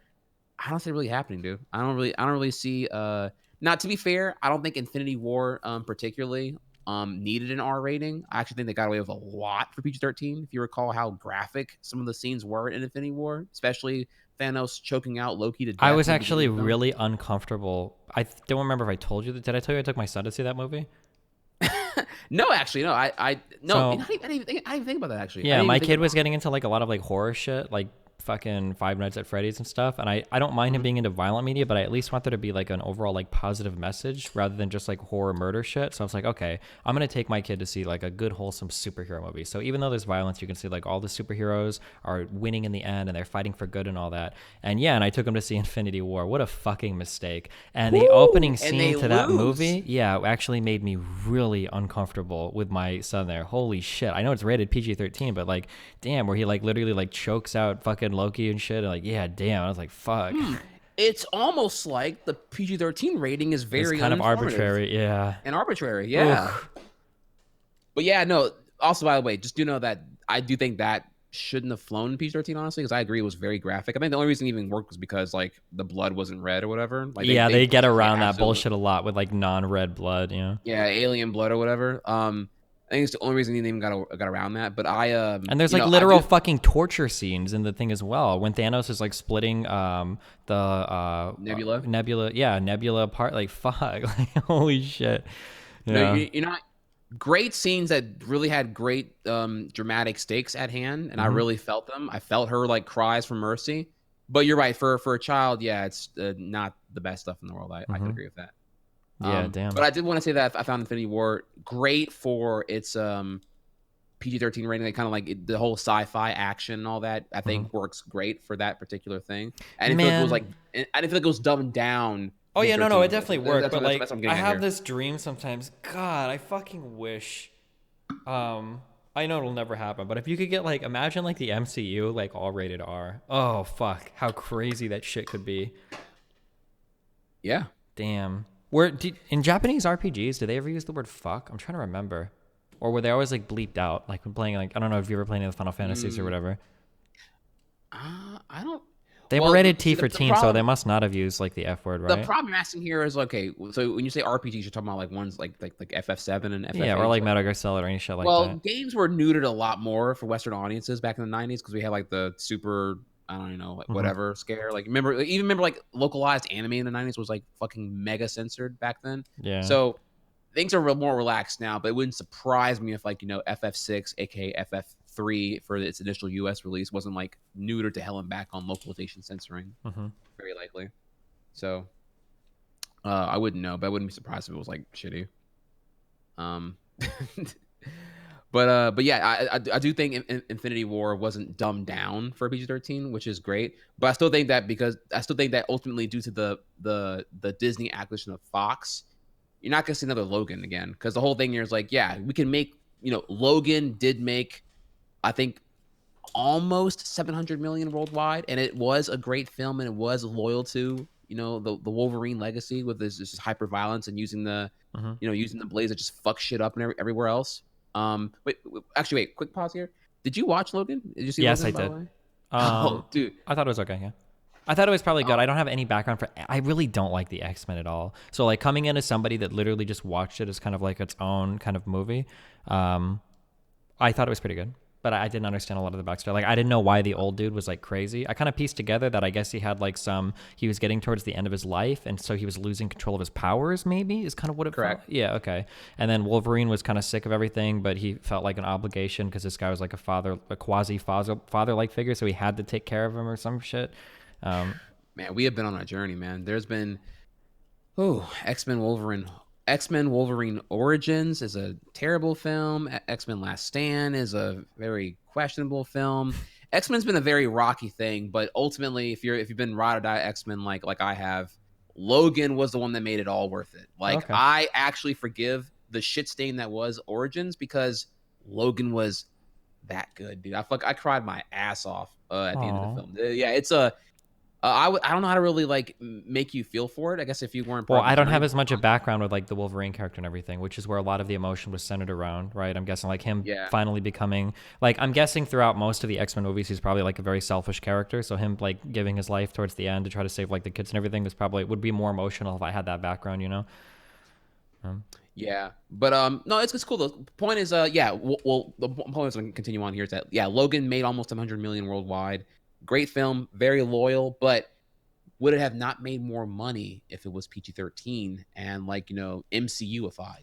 It just I don't see films like Logan happening ever now at the Disney camp because they're all about min maxing the fuck Yeah, out it's a real all their problem with expenses. like commercialism is the idea that like at the end of the day, your obligation is to your shareholders. You have to make the most amount of money possible. If you could make a really fucking sick movie, the sickest movie ever that would net you 600 mil at the box office, or you could like water the fuck down out of it and make 900 mil, like yeah, why would you give up so much money? Yeah, it's really shitty. It really Yeah. sucks. I mean, I just think back here, like the whole concept of that Logan film was made around the fact they can finally like do the hyper violence depicted in these Wolverine Hmm. comics. Yeah.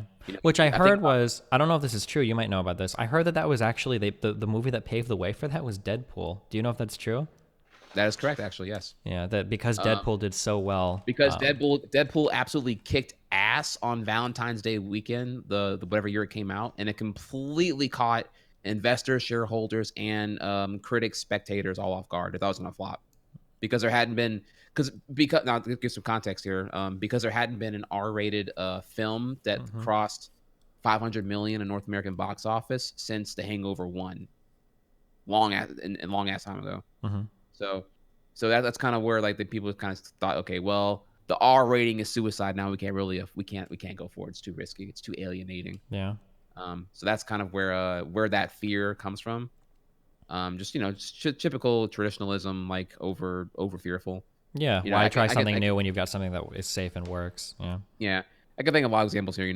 At first, the film industry opposed VHS because they were scared it was going to hurt the entirety of their box office concept.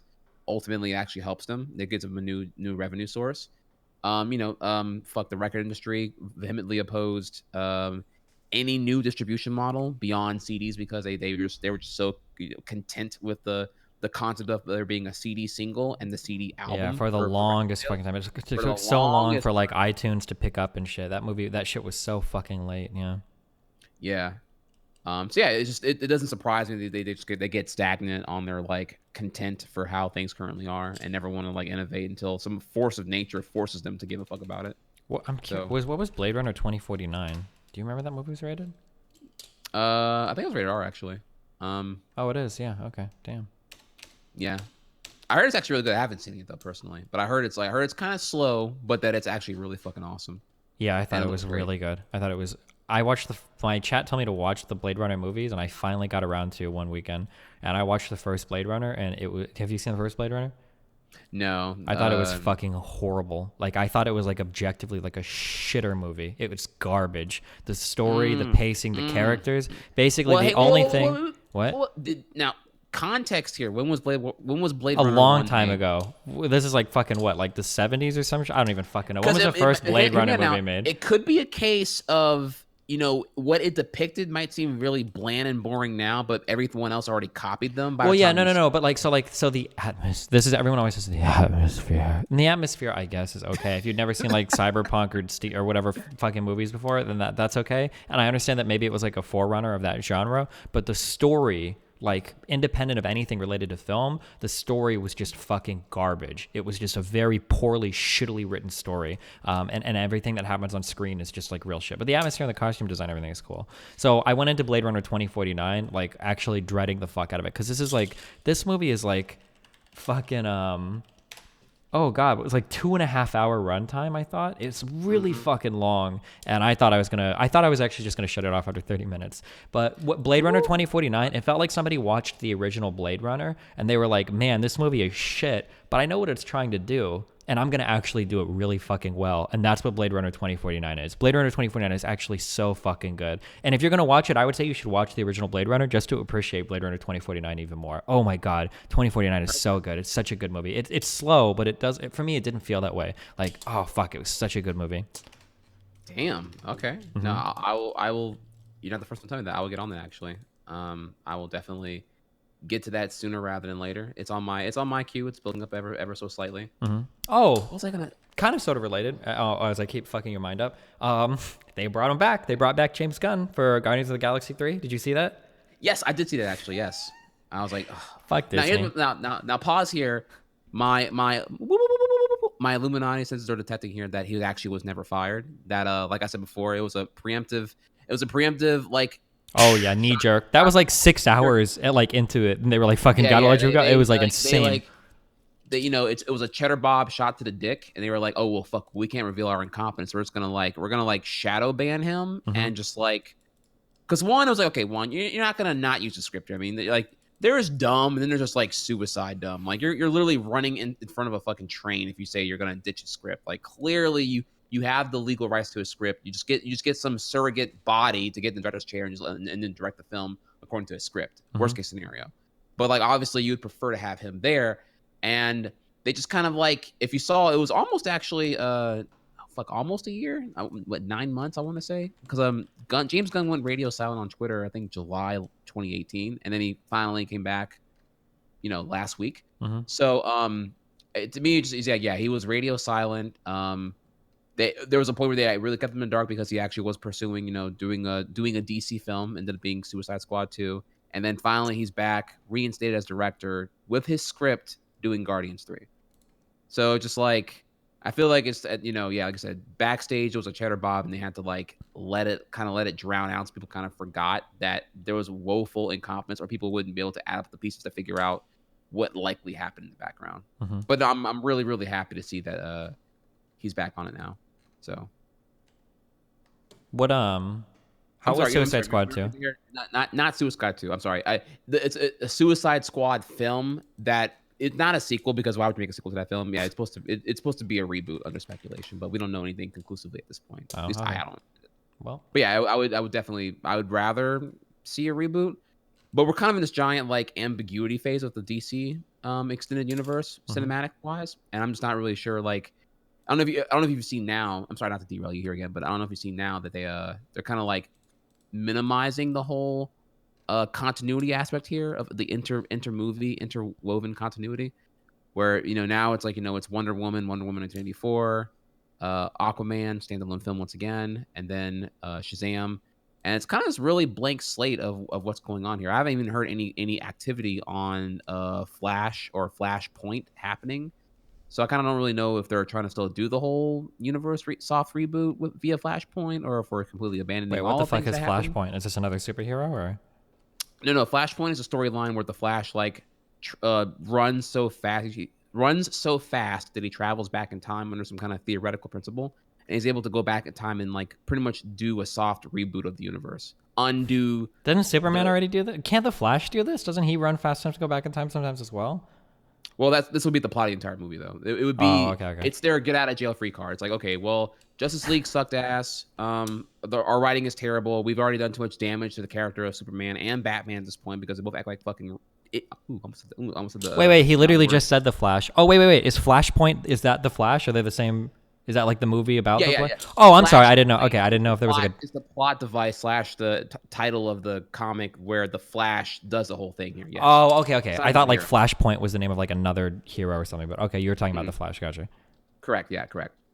Yeah, you got it down. It's all good. It's all good.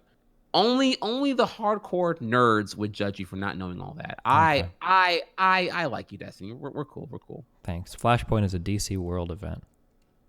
Yeah. Okay. Yeah, only triggered fanboys are actually gonna get mad at you who do all the gatekeeping. Oh my god, he doesn't even fucking know. Oh my god. No, I'm not that cool, so I wouldn't do that to you. Gotcha. All right. But yeah, that's all that pretty much. What else? What else do we got? We're talking a lot about superhero movies. This is supposed to be some highbrow. Almost too many movies, right? Do you follow any of the Brexit stuff?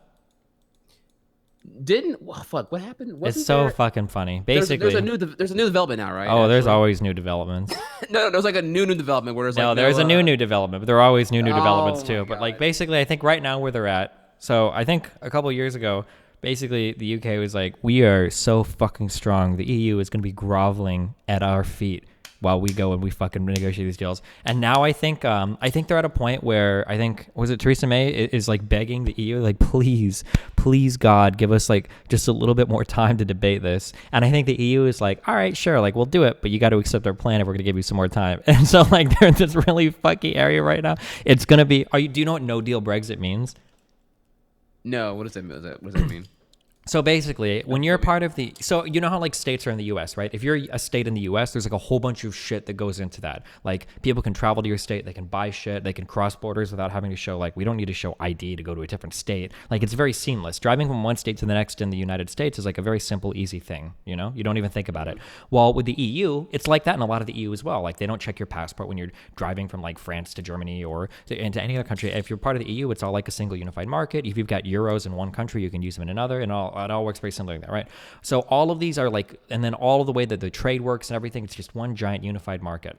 So the United Kingdom was like, when they go to leave that market, they're going to have to renegotiate all of those trade deals. All of that shit is going to have to go back to the drawing boards and be like, okay, well, how are we going to do this? How are we going to do that? And they're going to have to renegotiate all that stuff.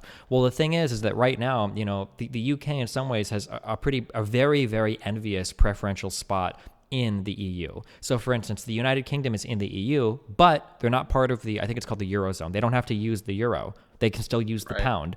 They're also part of the EU, but they're not part of the Schengen area. They don't have to allow free movement. They can check passports and stuff, even though a lot of other countries are. So they're in a really cool spot. But when they leave the EU, they need to have a whole bunch of other deals worked out on the table so that they still have access to the EU market. The biggest fear that people are worried about is that the United Kingdom is going to leave the EU without a deal in place, because if they do that, they're going to have to renegotiate everything, and they're going to be in a really weak spot to do it, because the whole British economy, the United Kingdom economy is going to be fucked. The pound is going to get fucked. The whole economy is going to be like in fucking shambles, because all of their trade stuff is going to be up for debate for the EU. And there's a chance that the EU bullies the fuck out of them for it, because the EU is going to be obviously very much, So that's the idea of like a no deal Brexit is they leave the EU with nothing on the books for how things are going to look. And they're going to be, And it's more and more every day. It's like, it's probably what's going to happen. It's going to be like a no deal Brexit. Can I just slow down real quick here? So just to recap, like years ago when the original Brexit deal was voted, I remember hearing that there was like it was like a abysmal turnout for the vote, and that was mostly the old residents who were like rebelliously voting, and the young people didn't think it actually would happen. Is that correct? Or am I mean, this is remembering? generally true of most elections. Older people tend to vote more than younger people. I don't know if the turnout for this was necessarily worse than the turnout. The EU referendum results. This is, I'm just real quick. Turnout is 72.2%. That seems pretty good. I don't know what their normal turnout is, but yeah. Shit, you wish America had that kind of shit going on. But the final referendum was 52 to 48. Oh my god. Yeah, so there's a lot of people, and there are so many like salty. funny fucking memes that are like rolled into this. I say funny, but like, so for instance, there's been a lot of violence. Depressingly funny. Yeah, there's been a lot of violence between like Northern Ireland and Ireland. Like that region has been like absorbed in conflict for quite a while, and there was my history is so bad, but I think one of the ways that they finally got people to be more peaceful towards each other, there was like something called, I think it was the Good Friday Agreement, where basically they tore down like these walls and they promised like, we're never going to build a wall again to separate Northern Ireland from Ireland. We're not going to do this anymore. Like, we're going to be like super chill. Well, if the Republic of Ireland. Yeah, sorry. The Republic of Ireland is the country. Ireland, I think, is the name of the island or whatever.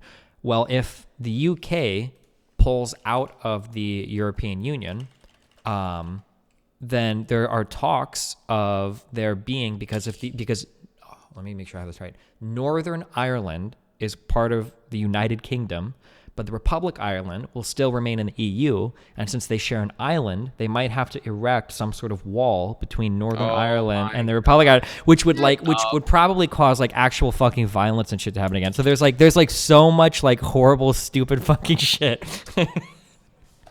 Dude. Oh my man. God. Yeah. There's like a lot of, it's so fucking disastrous. When you explain the fact that the no deal scenario, I'm just like, wouldn't EU just like use their massive economic collateral to bully the fuck out of the UK at that point and tell them to go fuck off? I mean, it's possible, yeah. And then then they would have to like probably bend over and be like, okay, well, we kind of regret. Like, would it be how consequential is it for them to undo once it's been done? Let's say the thing that's hard is that like once you've left a vote up to the people, you can't like keep doing votes to undo it. You know, I think that's really damaging to a democracy. You can't like redo a vote because you don't like the outcome. What a lot of people what I've seen some people speculate is that maybe they'll just never get an actual deal in writing, so maybe they won't really Brexit. However, like it seems like that's coming up. They're going to have to, because they've already triggered the necessary article to like, we have to leave. So like, yeah, I don't know. Like the way forward is like very hazy, and it seems like there's not going to be a good way to stop it. Like I don't think you can undo it at this point. It's just going to happen, and it's going to be fucked. Like, yeah, they would have to like apply for EU membership again, and they're not coming in as favorably as they were before. It's really sad, because like the UK had like one of the most favorable treatments in the EU, if not the most favorable treatment in the EU, and now they completely lose all of that. Boy, yeah, that sounds fun. It's super fucked. Jeez, dude, fuck. Oh, well, okay. Well, since we're getting into some kind of political shit here, do you want to talk about how the Democratic race is looking so far for 2020? No, fuck, because I haven't looked up any of the candidates yet. There are so many of them. I was gonna spend a stream. I need to spend like a stream doing it where we start looking at the positions of all the candidates. I just haven't gotten around to it yet. Okay, that's fine. We don't have to do. I mean, there's a couple of them. Yeah, who are you pulling for? I'm curious. Who do you like? Oh, Bernie, all the way, easily. Okay. Bernie seems like a cool dude. Yeah. But that's like, we can have that conversation if you want to have it. I thought it'd be more interesting to talk about the other ones, particularly flavor of the week here, Mr. Beto.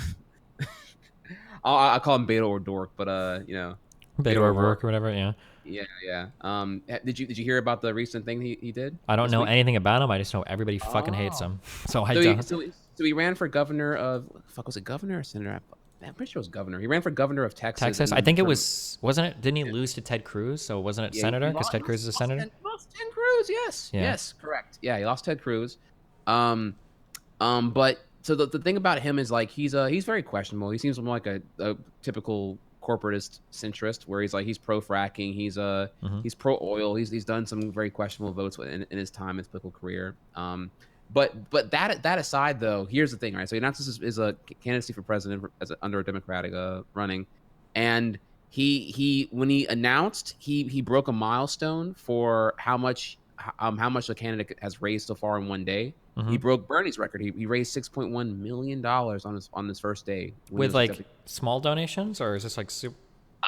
There's the plot twist. So the reports are telling you that he broke Bernie's record for the most amount of money raised in one day.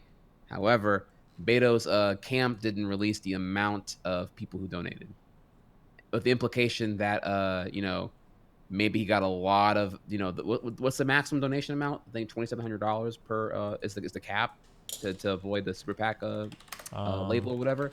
But yeah, he notoriously here they did not release the amount of donators. Sure, $2,500 is the cap, but yeah, okay. Yeah, unlike Bernie, or comparatively unlike Bernie. So you're just kind of getting like okay, well you got a lot of rich people then going in there. So just trying to so there was that. There's also the fact that he's been running on like, I don't know, to me, just like a very questionably weak candidate because can't even agree on Medicare for all. He's just like, no, I don't like labels. Labels aren't very effective to get things done. We need to meet across the aisle and we need to be on both sides and we need to protect medic. Apparently, he just literally released this. Somebody is saying, 7 hours ago this was released. Apparently, he had 128,000 unique contributions in the first 24 hours, but Bernie Sanders had 225,000. So it sounds like his average was, people in chat are saying $47 each. All right, well, we'll see. I mean, if you trust him, go for it. That's all you. Well, you have to trust that, right? Because that stuff gets reported to the FEC, the Federal Elections Commission, I think. I don't think you can lie about that. It has to be like in public reports that you file. Okay. Yeah. No, I mean, like, even if like just that, like, it could be a lot of rich people all coming in collaborating together. Wait. People are saying it doesn't? Wait, you don't have to report campaign donations and contributions to the FEC? It wouldn't surprise me if you don't have to. I mean, look at super PACs, dude. You don't have to even. You can be an anonymous super PAC. Well, because super PACs don't do campaign contributions. That's why the whole point behind a super PAC is that a super PAC, which is why scumbags like Jeb Bush didn't announce they were running in 2016 until like fucking late in the game because he did all the super PAC he did all the super PAC fundraising, then ran. But I'm sorry, not to cut you off. Sure. Yeah. So super PACs aren't allowed to donate to any political candidate directly ever. That's why they're called political action committees. What they basically do is, like, say a Republican is running in a state and you want that Republican to win, but you already donated $2,500. Let's say that one of the issues he's running on is gun rights. What you could do is you could start a political action committee for pro-gun users, and then you could donate $500,000 to that political action community or political action committee, and then that, like, super PAC or that PAC can basically lobby for that member to win or advertise for that member, but they can't do it directly. You can't donate directly to people using PACs. But yeah. So that's why those people don't have to report anything to the FEC or anything. Yeah. Well, I said that, like, in general, like finance campaign laws are really loose still, and there's a lot of loopholes. So it wouldn't surprise me if there was some way they finessed here. Well, I mean, you shouldn't. I mean, that's part of what. Wait, is that part of what Cohen got nailed on? Weren't people saying that his contribution to Trump's campaign was an FEC violation? Was that one of his charges that he was indicted with or charged with? Actually, does anyone know what he pled to that? Cohen. I don't know why he actually went to jail. Actually, I don't remember offhand either now. It's been so long since then. I feel like there's been so much news since even that started that like I'm not as savvy on it. I'm not as savvy on it at this point. Yeah. So Cohen pleaded guilty to committing campaign finance violations and financial crimes. I'm pretty sure the campaign finance thing was that his paying off that woman or however many women he did on behalf of Trump counts as a campaign contribution. They counted that. Right. Yeah. Yeah, it was Stormy Daniels and I forgot the other girl's name, Amy something, I believe. Mm-hmm. But yeah, there was at least two. Just the difference is that Stormy did the 60 Minutes interview and was attemptedly transparent on the situation. Mm-hmm. But yeah, even then, like he's not for Medicare for all. He's been throwing platitudes and cliches all day long.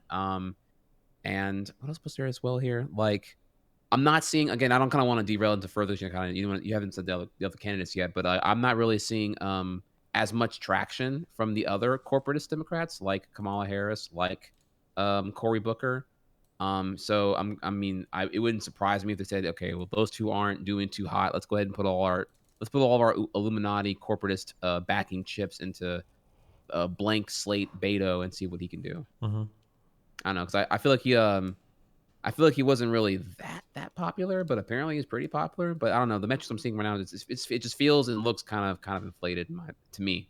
Because I mean, like, unless the people are just like really falling for the old school politician, where it's like, yes, we're coming together, and we need to come from across the aisles and both sides, and I have no policy substance whatsoever. And I'm just for unity and being together and building bridges.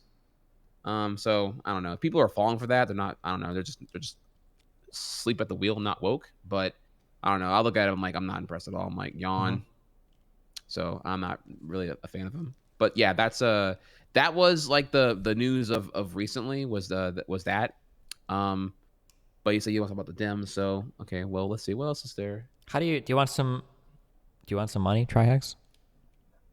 Do I want some money? How do you feel about reparations? Oh.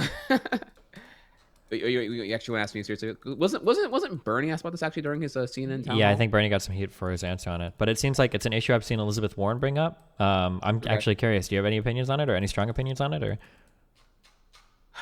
Man, you're gonna put me in the hot seat, huh? Okay. Yeah, I am. So when it comes to reparations, I don't think there has been like economic turmoil and definitely negation of opportunity via oppression because of a race institution, whether it be things like credit score or the very invention of ghettos now due to the regioning, or I forget the correct word for, I want to say like gerrymandering, but like there's definitely a thing particularly where like ghettos are how they are now because of the housing rate, because of like how housing loans were approved now. Yeah, things like I think it was called redlining. Yeah. Redlining, there we go. That's what I was looking for. Yeah, because of redlining and shit like that.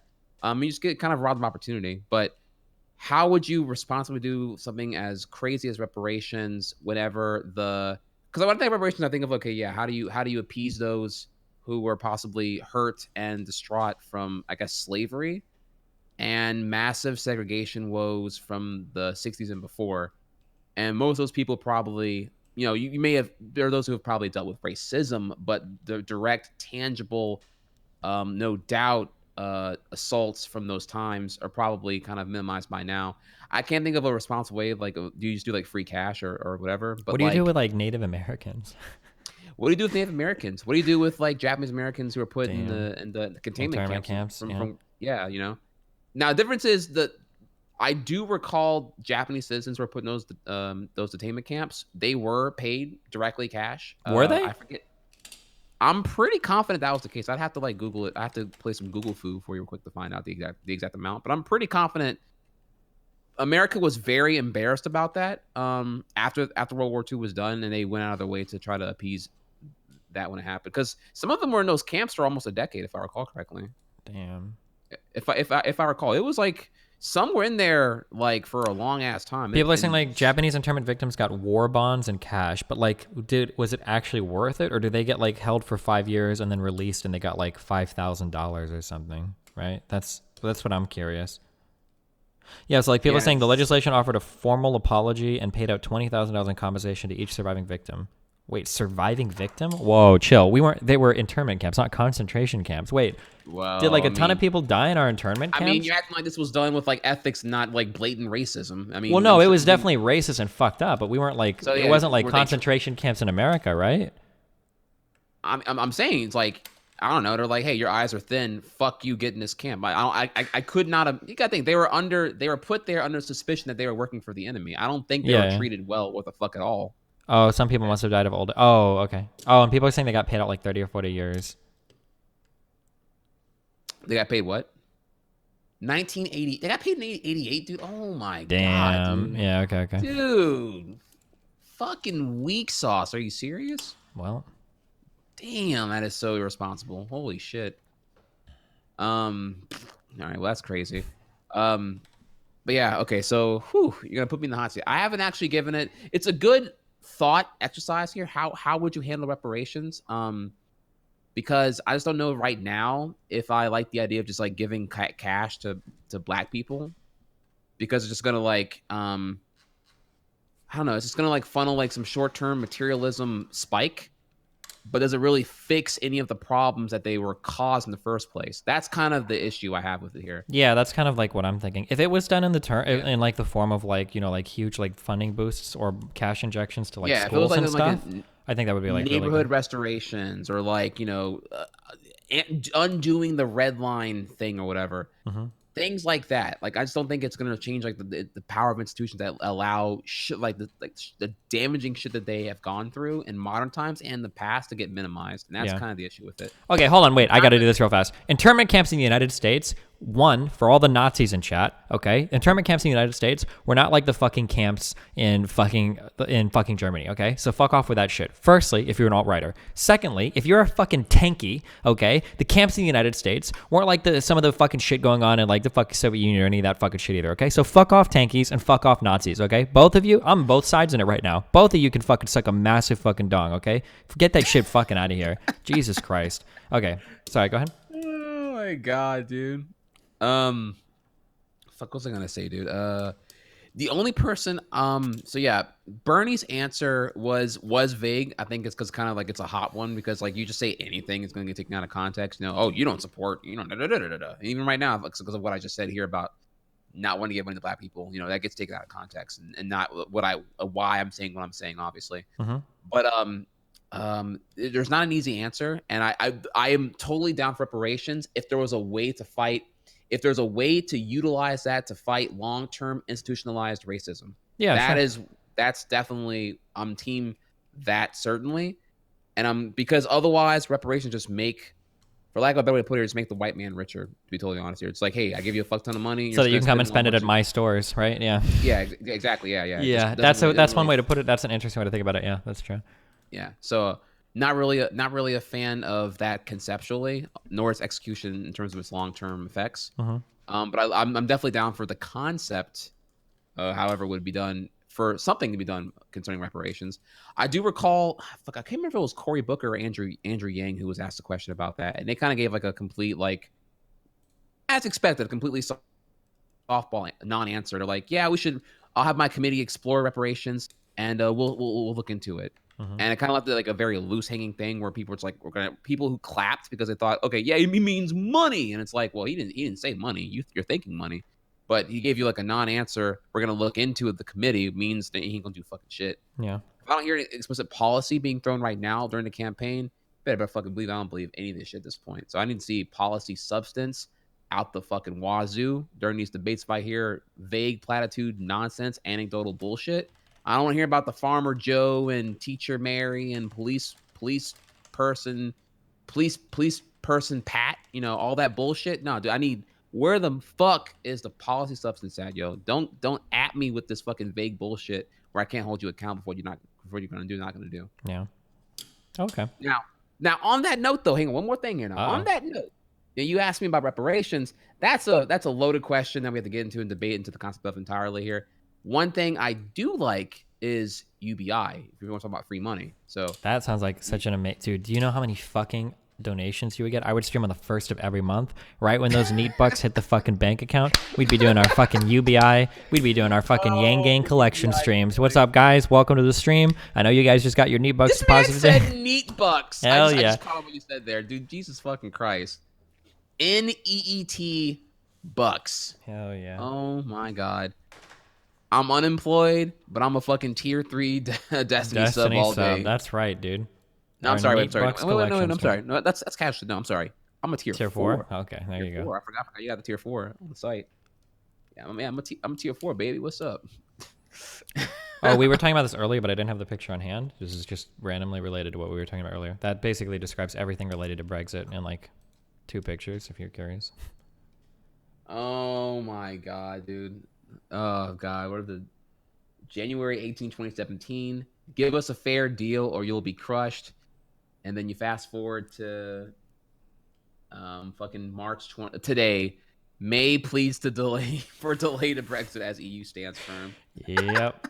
Yikes. Oh, life comes at you fast. It does. Oh, you hate to see it happen like that. God damn, dude. Do you want to dig through some of the Reddit questions? We've got like 15 minutes left, I think. Wait. Sure. Damn, we did a good job filling a lot of nothing today. I'm proud. Yeah. 216. Yeah, I've got that. Okay. We pull up the Here's an interesting one. Ready for the beginning? This is a big one right off the bat. Yeah, I don't even have it open yet. I mean, you can go ahead and read them. I'm reading. Do you guys think PewDiePie plays a role in the radicalization of young men? It started with edgy jokes, then he sent his viewers over to a crypto-fascist ER, platformed Ben Shapiro and recommended Jordan Peterson's book, followed Stefan Molyneux and Lawrence Southern, among many others on Twitter, and now the New Zealand shooter says sub to PewDiePie right before shooting up the mosque. PewDiePie is likely just a typical anti-SJW galaxy brain centrist rather than a Nazi. His fans like to argue that he's apolitical, but he injects his politics into his videos all the time. Even as early as a week ago, he talked about the Captain Marvel controversy and complained about SJWs restricting free speech. What do you think? What's your take on the whole PewDiePie situation? I think we live in a very unique time right now where, because we have the power of the internet medium, you have like there's so few middlemen now that are able to dilute the message into like a more neutered means from those who are thinking long term of the ramifications of what you say, whether you're broadcasting or facilitating a particular idea or brand or thing. So PewDiePie is the most sub person and has a proportional to the one person he is compared to any other comparable distribution platform, has so much influenceable audience. It's actually insane. And I would say it has more to tell about perhaps the power struggle here and those who are super influenceable. It could have been PewDiePie. It could have been anybody else here. I don't even think it really is particularly to PewDiePie. Just any one person who has a platform that big is going to obviously be malleable to whatever thing you want to contort it to. Because like whenever you're PewDiePie's level, whatever you're saying or doing, in order to compute it across your entire massive audience, there's no way you can be as excessively thorough to get to a razor point conclusion about what he's saying and what he's not saying, in order for you, the impressionable, person, to take it and say, okay, oh, he's talking about this thing and I agree with him on this thing. Like, you already like the person, so you're probably gonna figure out a way to like what he's talking about, unless you're like not exploring a critical thinking exercise. So that's kind of where I am with that. It's a kind of a non-answer there, but I do think it's more about, if anyone was at PewDiePie's level, this situation would happen where you get like thrown into the mix of some unfortunate circumstances way beyond your power. I feel like when you become a public speaker, I think the onus is on you to be a little bit more responsible with your platform. I'm not going to sit here and say like PewDiePie causes terrorist attacks, but I definitely think he contributes. I think he should have taken a more firm stance against things. I linked you. This was like all the people that he'd like started to follow on Twitter. Did you see this? The picture that I linked you? Oh, he follows Keemstar. Ew. Oh, he follows Paul Joseph. Yeah, so you've got like that guy's a fucking idiot, dude. Yeah, so you've got like Lawrence Southern. Dave Rubin. Pretty. He follows Dave Rubin. Yeah, really. Lawrence Southern, Brittany Pettibone. These are like pretty blatant like white nationalists. Notch is probably a white nationalist. Stefan Molyneux is definitely a white nationalist, right? Yeah, you've got like so much. Okay, I did not know it was like that. Okay, Yeah. because I was gonna tell you like this is what I know because I don't really watch PewDiePie. So I was gonna say my TLDR is I don't think I know enough about PewDiePie to really say conclusively here. But now seeing that he follows all these fucking idiots, dude. Oh my god. Dave Rubin, Paul Joseph. This is, dude. And of course, Benny Shapiro. Good lord. He just recently, if you check his Twitter now, he unfollowed every single person except for some, I think like K-pop group or whatever. But dude, yeah, I don't know. I wish that he would like. He ends up like. I also don't follow his Twitter, so that's why I also wasn't in the know here. Yeah, I wish that people would like be a little bit more explicit with what it is they believe in. I don't know. I mean, it really bothers me. I feel like you have some responsibility as a public figure. Like the worst part about my audience right now is like all the commies and shit, which I don't like. But like I take like a pretty firm stance against them like every opportunity. Like if you legitimately like, and even the commies that follow me like hate me. I don't know why you guys are still fucking here. But yeah, like I mean, I denounce these people like pretty fucking often. Like in every debate I'm in, I usually am shit talking commies, or I don't even debate them because they're so fucking dumb. Well, I'm sorry, I didn't mean it like that. But like, yeah, I just sometimes I wish that like I think it's scary when you play into the narrative over and over again that like the mainstream media is all biased, that SJWs are running the world. Like when you buy into these narratives over and over and again, and then you start platforming people like Ben Shapiro and shit, and it's like, fuck, dude. Like don't you think that like maybe it's possible that a lot of your audience could watch you and maybe start to fall into that trap if you're not careful? Like if you don't say anything like specific about it, I don't know. No, you're absolutely right. Dude, when I see Dave Rubin on here, that's when I know the IQ's out the window. That guy's fucking papega as fuck. Yikes. This is a big yikes for me, honestly. Yeah. Among other things. But yeah, it's just kind of disappointing. I just want to clarify too, disclaimer, don't judge me on who I follow yet. I've been meaning to. I've been over 1,000 people I follow now for a while. I've been really waiting for a really boring day to unfollow a fuck ton of people that I long since have ditched here. Mm-hmm. To say the least. So If you want a pro tip, yeah, pro tip. block somebody and then unblock them before you unfollow them. And then it'll cause them to unfollow you. And then when you unfollow them, yeah, if they message you, be like, yo, why'd you unfollow me? Be like, oh, I saw you had, and I was just kind of clearing out my list, so I figured it was cool. And they'll be like, oh, I don't know how that happened. So like if you unfollow 100 people that way, then like probably like 10 of them will notice and message you back like, oh, yo, and then you can refollow them and then just do it again at a later date. You know what's funny about that actually? Can I hate to, I don't want to derail the QA because actually that was a really good question, but I really want to talk about this here.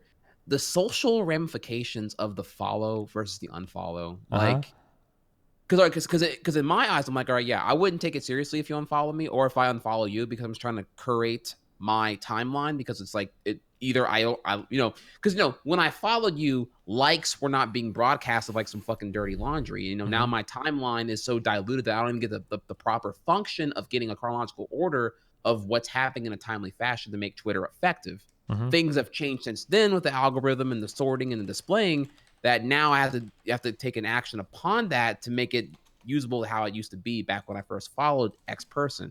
So I'm unfollowing you, I don't know, for, not even reason because I don't like you, maybe because your content is like overwhelming on my timeline, for example, possibly, right? So I wouldn't take it personally if you unfollowed me or if I unfollowed you. I'm going to follow who I like regardless. Yeah, that's pretty rare. Most people say like...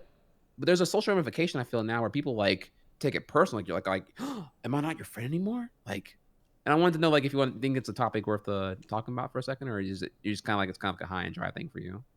Wait, if it's worth talking about, or yeah, this whole like, the idea that like, Destiny, why did you unfollow me? I mean, it's kind of like the thing that I would compare it to is modding people in Twitch chat. Ooh, have you ever had this happen before? Yeah, dude. Fuck yeah. I had to, dude. I used to mod people all the time, and then one because I thought I didn't want to miss them in chat because I thought they were important, so I wouldn't have them. They had the big green badge, so I would see them. But eventually, it's like you get that one rogue mod, and you're just like, okay, well, I gotta unmod everyone again, and I would slowly remod. Dude, you lose viewers that way, right? If you unmod someone in your chat, they will like leave your stream. They get so fucking offended. Yeah, it's like a huge deal. Butthurt, dude. Yep. Yeah. Like unmodding somebody is like basically you saying you fucking hate them and want them to die. Like that's how people interpret it. It's insane.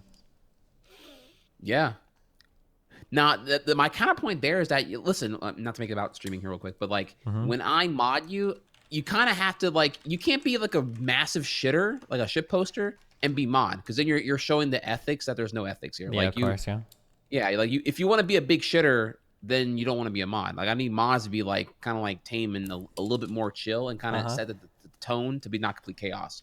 When I see like a mod spamming the pasta harder than anybody else because they have no limitations, it's like, yeah, well, when you do that, you're gonna get some fucking monkey poo slinging, fucking infestation quarantine chat that is gonna it's gonna make itself amused rather than communicate and be in amusement and sync with your content as a streamer. Yeah, I used to mod people to kind of like keep an eye on them, and then I started when the VIP tag came out, I started to unmod all the streamers that watched me, and then I would VIP them instead. And some of them like legitimately got upset. Like Greek got so mad about it that he like threw a fit until I remodded him in my chat. Like people got so ass mad about it. It was, oh my god. Yeah, no, I did the same thing actually. As soon as I actually had a not stylish, so that extension got super corrupt with leaking browser data, but like it was another CSS style sheet mod similar to stylish for Google Chrome, and I used that to add an imaginary badge to people, and I already had the VIP system already emulated on my own personal browser,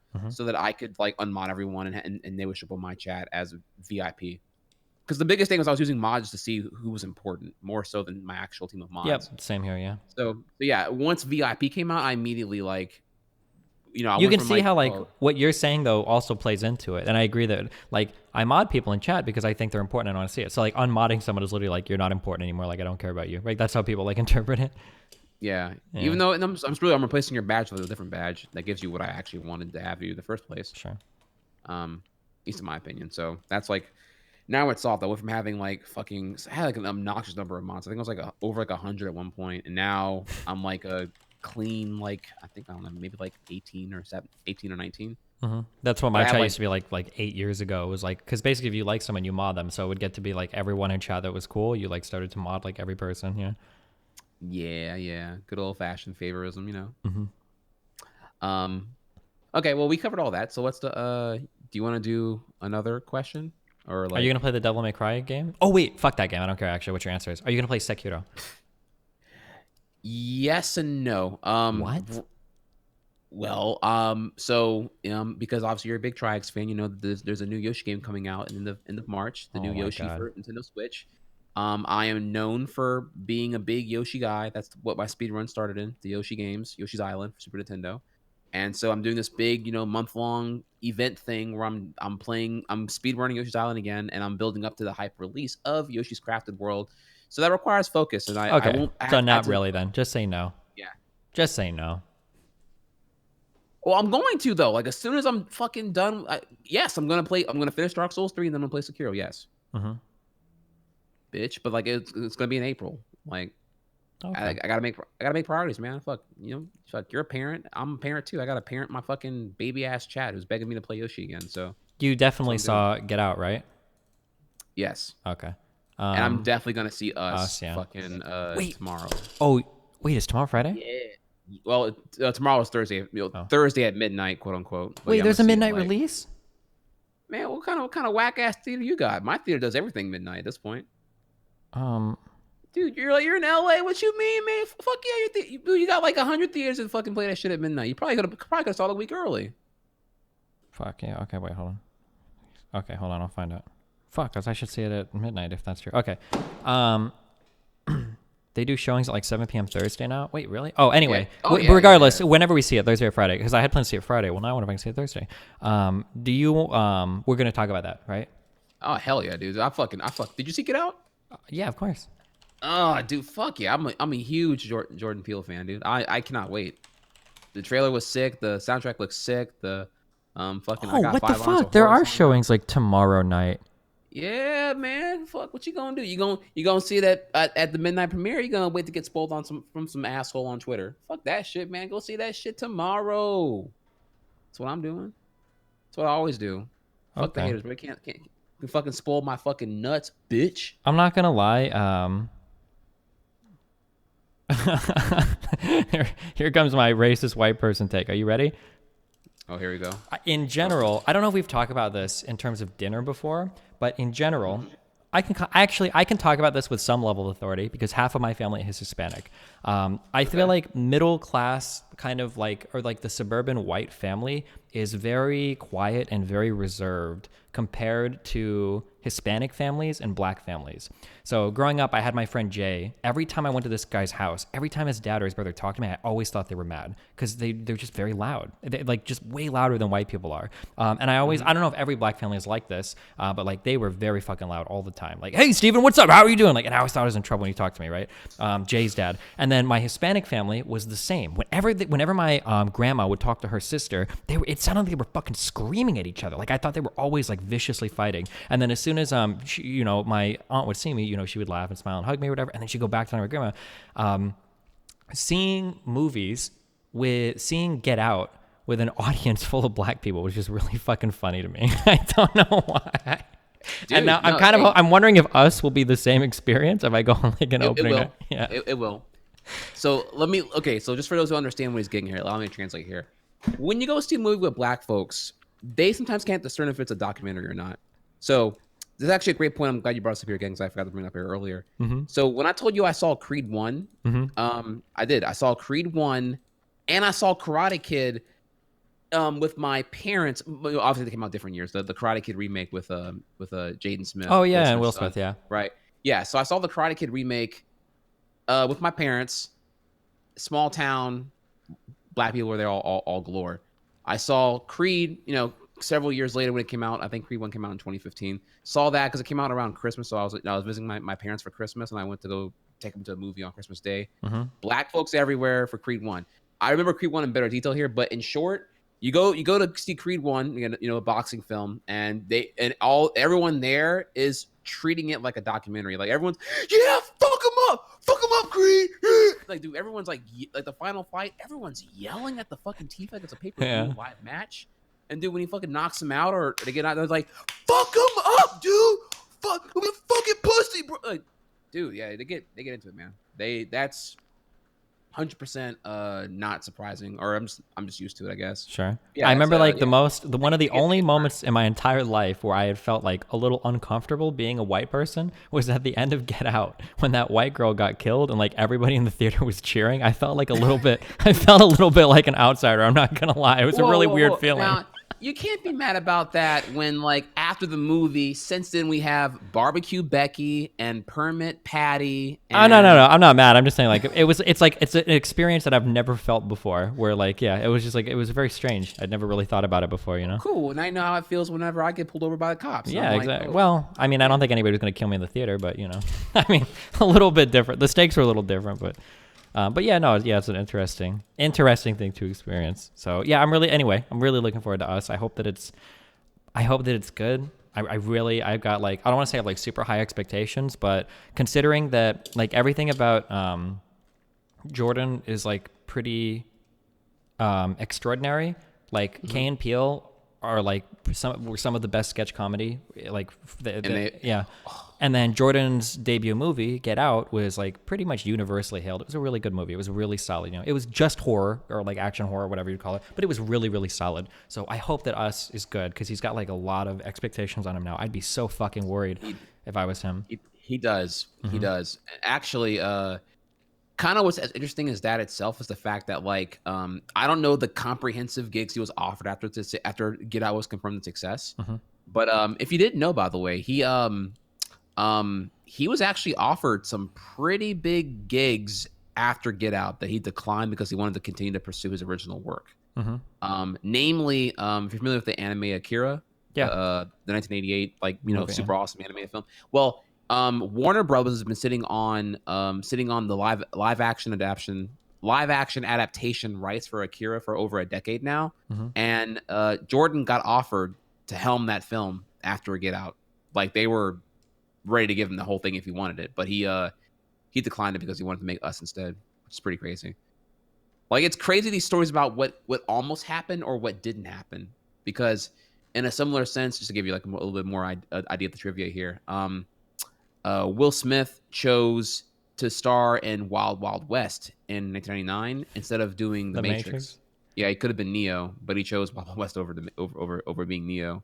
Honestly, Will Smith is Neo. I think he could have done it. I actually really don't like Keanu Reeves as an actor. I don't know if I'm the only one that feels that way, but I think that he's like really monotonous in a bad way. However, I think the one thing Will Smith said that would have made that movie shit was if they would have casted Will Smith, or if they would have cast Will Smith as Neo, they would have cast someone else as Morpheus. That's correct. He actually admitted that in an interview that if he had you would have had a white Morpheus. But who was it? There was a specific actor they named. Oh, Val Kilmer. I don't even know the actor's name, but whoever played Morpheus was a very fucking good Morpheus. Like that character is like iconic to me. I don't think you could replace him. Fuck. I don't think Val Kilmer would have fucking worked though. Oh god. I know his name too. Fish. I want to say like what's his name? Lawrence Fishburne. Lawrence Fishburne. There you go. Yeah. Correct. But yeah. He got offered some pretty big gigs, but chose Us over all that, which is pretty awesome of him. And it's also really refreshing to see like in a seeing like a major picture release and it not be some like sequel or adaptation or backboned off of a property, seeing an all original work. Mm-hmm. Doesn't happen too often these days, especially when it's like actually like refreshingly good and refreshingly like not neutered down for a diluted mass audience. Mm-hmm. Is really, really cool. So yeah, I'm super excited. I'll definitely will see it next week. So I'll be, and I'm honestly, I'm not gonna lie to y'all. If I can just real quick here, this is for the audience here. I was really hoping that low-key Destiny would have a different opinion about Captain Marvel, so I can finally debate him on something. But I was actually kind of mad when he agreed with me that Captain Marvel sucked. So, yeah. Well, my take was that I don't think it sucked. I just thought it was really bland, and then we kind of agree. But you just used sucked a little differently. Yeah, but yeah. Well, maybe for us, maybe we'll have different opinions. Hopefully, it sucked because it was bland. Okay, there you go. I'll take that. I'll go with that one then. All right. Well, what are you doing after this? Yo, after this, actually, dude. So I was thinking about actually, I'm overdue because your chat came last night and didn't have anything cool planned for them, so I felt kind of bad whenever we're doing the after party. Mm-hmm. But I have not yet watched the Jesse Lee Peterson versus Hassan debate. I could check out that. I have not yet watched Elizabeth Warren's CNN town hall. I could watch that, and I heard that she had some pretty cool answers. I heard she has some pretty bad answers, but I heard she's like she openly advocated for abolishing the electoral college. Which I'm like right on. Let's fucking get rid of that shit.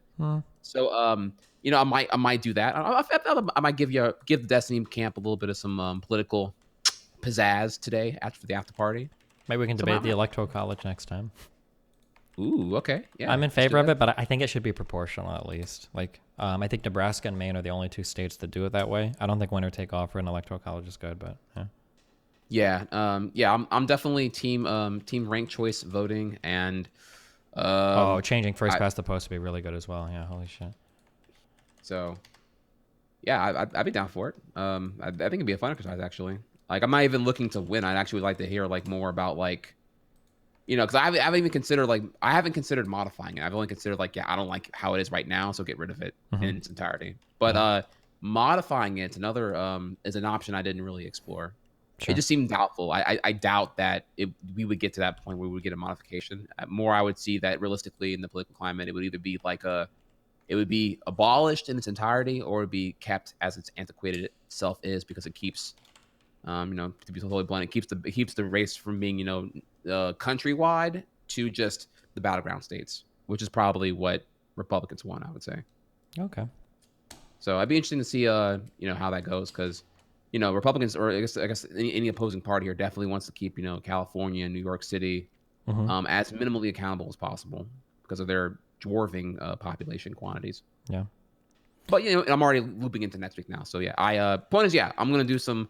We're gonna come through, do after party, do some cute Q&A shit, along with maybe some political banter after party, and then from that, I'm gonna do some fucking sick ass Yoshi Island speedrun shit where you guys can see me play really, really fast. If you have erectile dysfunction and you find that Destiny's Apex gameplay is not quite giving you that quarter, I'm getting better. Okay, fucking chill out. Oh my god, I'm working on it. Okay, calm the fuck down. Then come over to my stream and I'll show you guys some fucking 150 minimum APM on a fucking controller while playing a platformer. You don't believe me? Come for the crotch cam, baby. You'll see what's good. All right. Well, for me, fuck you. Follow these accounts. Look, follow Destiny on Instagram because that's me and I'm real cool. And then follow Modal Sevenths on Twitter. That guy's really cool. I don't know who he is, but man, he says some real cool shit all the time. And then also buy my shirts, destiny.gg/shirt. And then I link that in chat too. I love you all very much. What happens next week? 22nd. Are you on a PAX East? You said you're not, right? Or are you? No, dude. You know what sucks ass? I actually won't have an answer for you until probably Monday, which is kind of crazy. I'm waiting on Tempo Storm to follow up and let me know am I going or not. They wanted me to go, but they haven't responded. They haven't followed and told me if I'm doing the whole. If I'm doing the sponsor gig where they have me at their booth or whatever. Yeah. So I don't know yet. So it's probably a no, but unless they're gonna book the fight same week and pay $1,000 for shit, then I guess we'll see. Damn. Okay. But I'm waiting on them, so we'll see. All right. I want to go. Are you going? I'm on the fence and I'm leaning towards yes right now. I think. We'll see. I'll know in a couple. By the way, I love Tempo Storm. By the way, I'm very happy where I am. Just I don't know, the dude with the emails. I'm waiting on him to reply to me at this point. Okay. But you're on the fence. Okay. Well, look. If I'm the one that makes you say yes, then I will let you. Steven, I will personally let you know the minute that I'm going. Gotcha. Okay, I'm excited. We can do the bromance thing and make a jump up out of our dicks and have a fucking obnoxious dick pretzel and just skip into the sunset. Sounds good, dude. Sounds good? Okay. All right. I love you guys. It's been fun. We'll see you guys next week. We should be because there's nothing going on. Thanks for joining us for episode 15. We'll see you guys. Peace out. Later.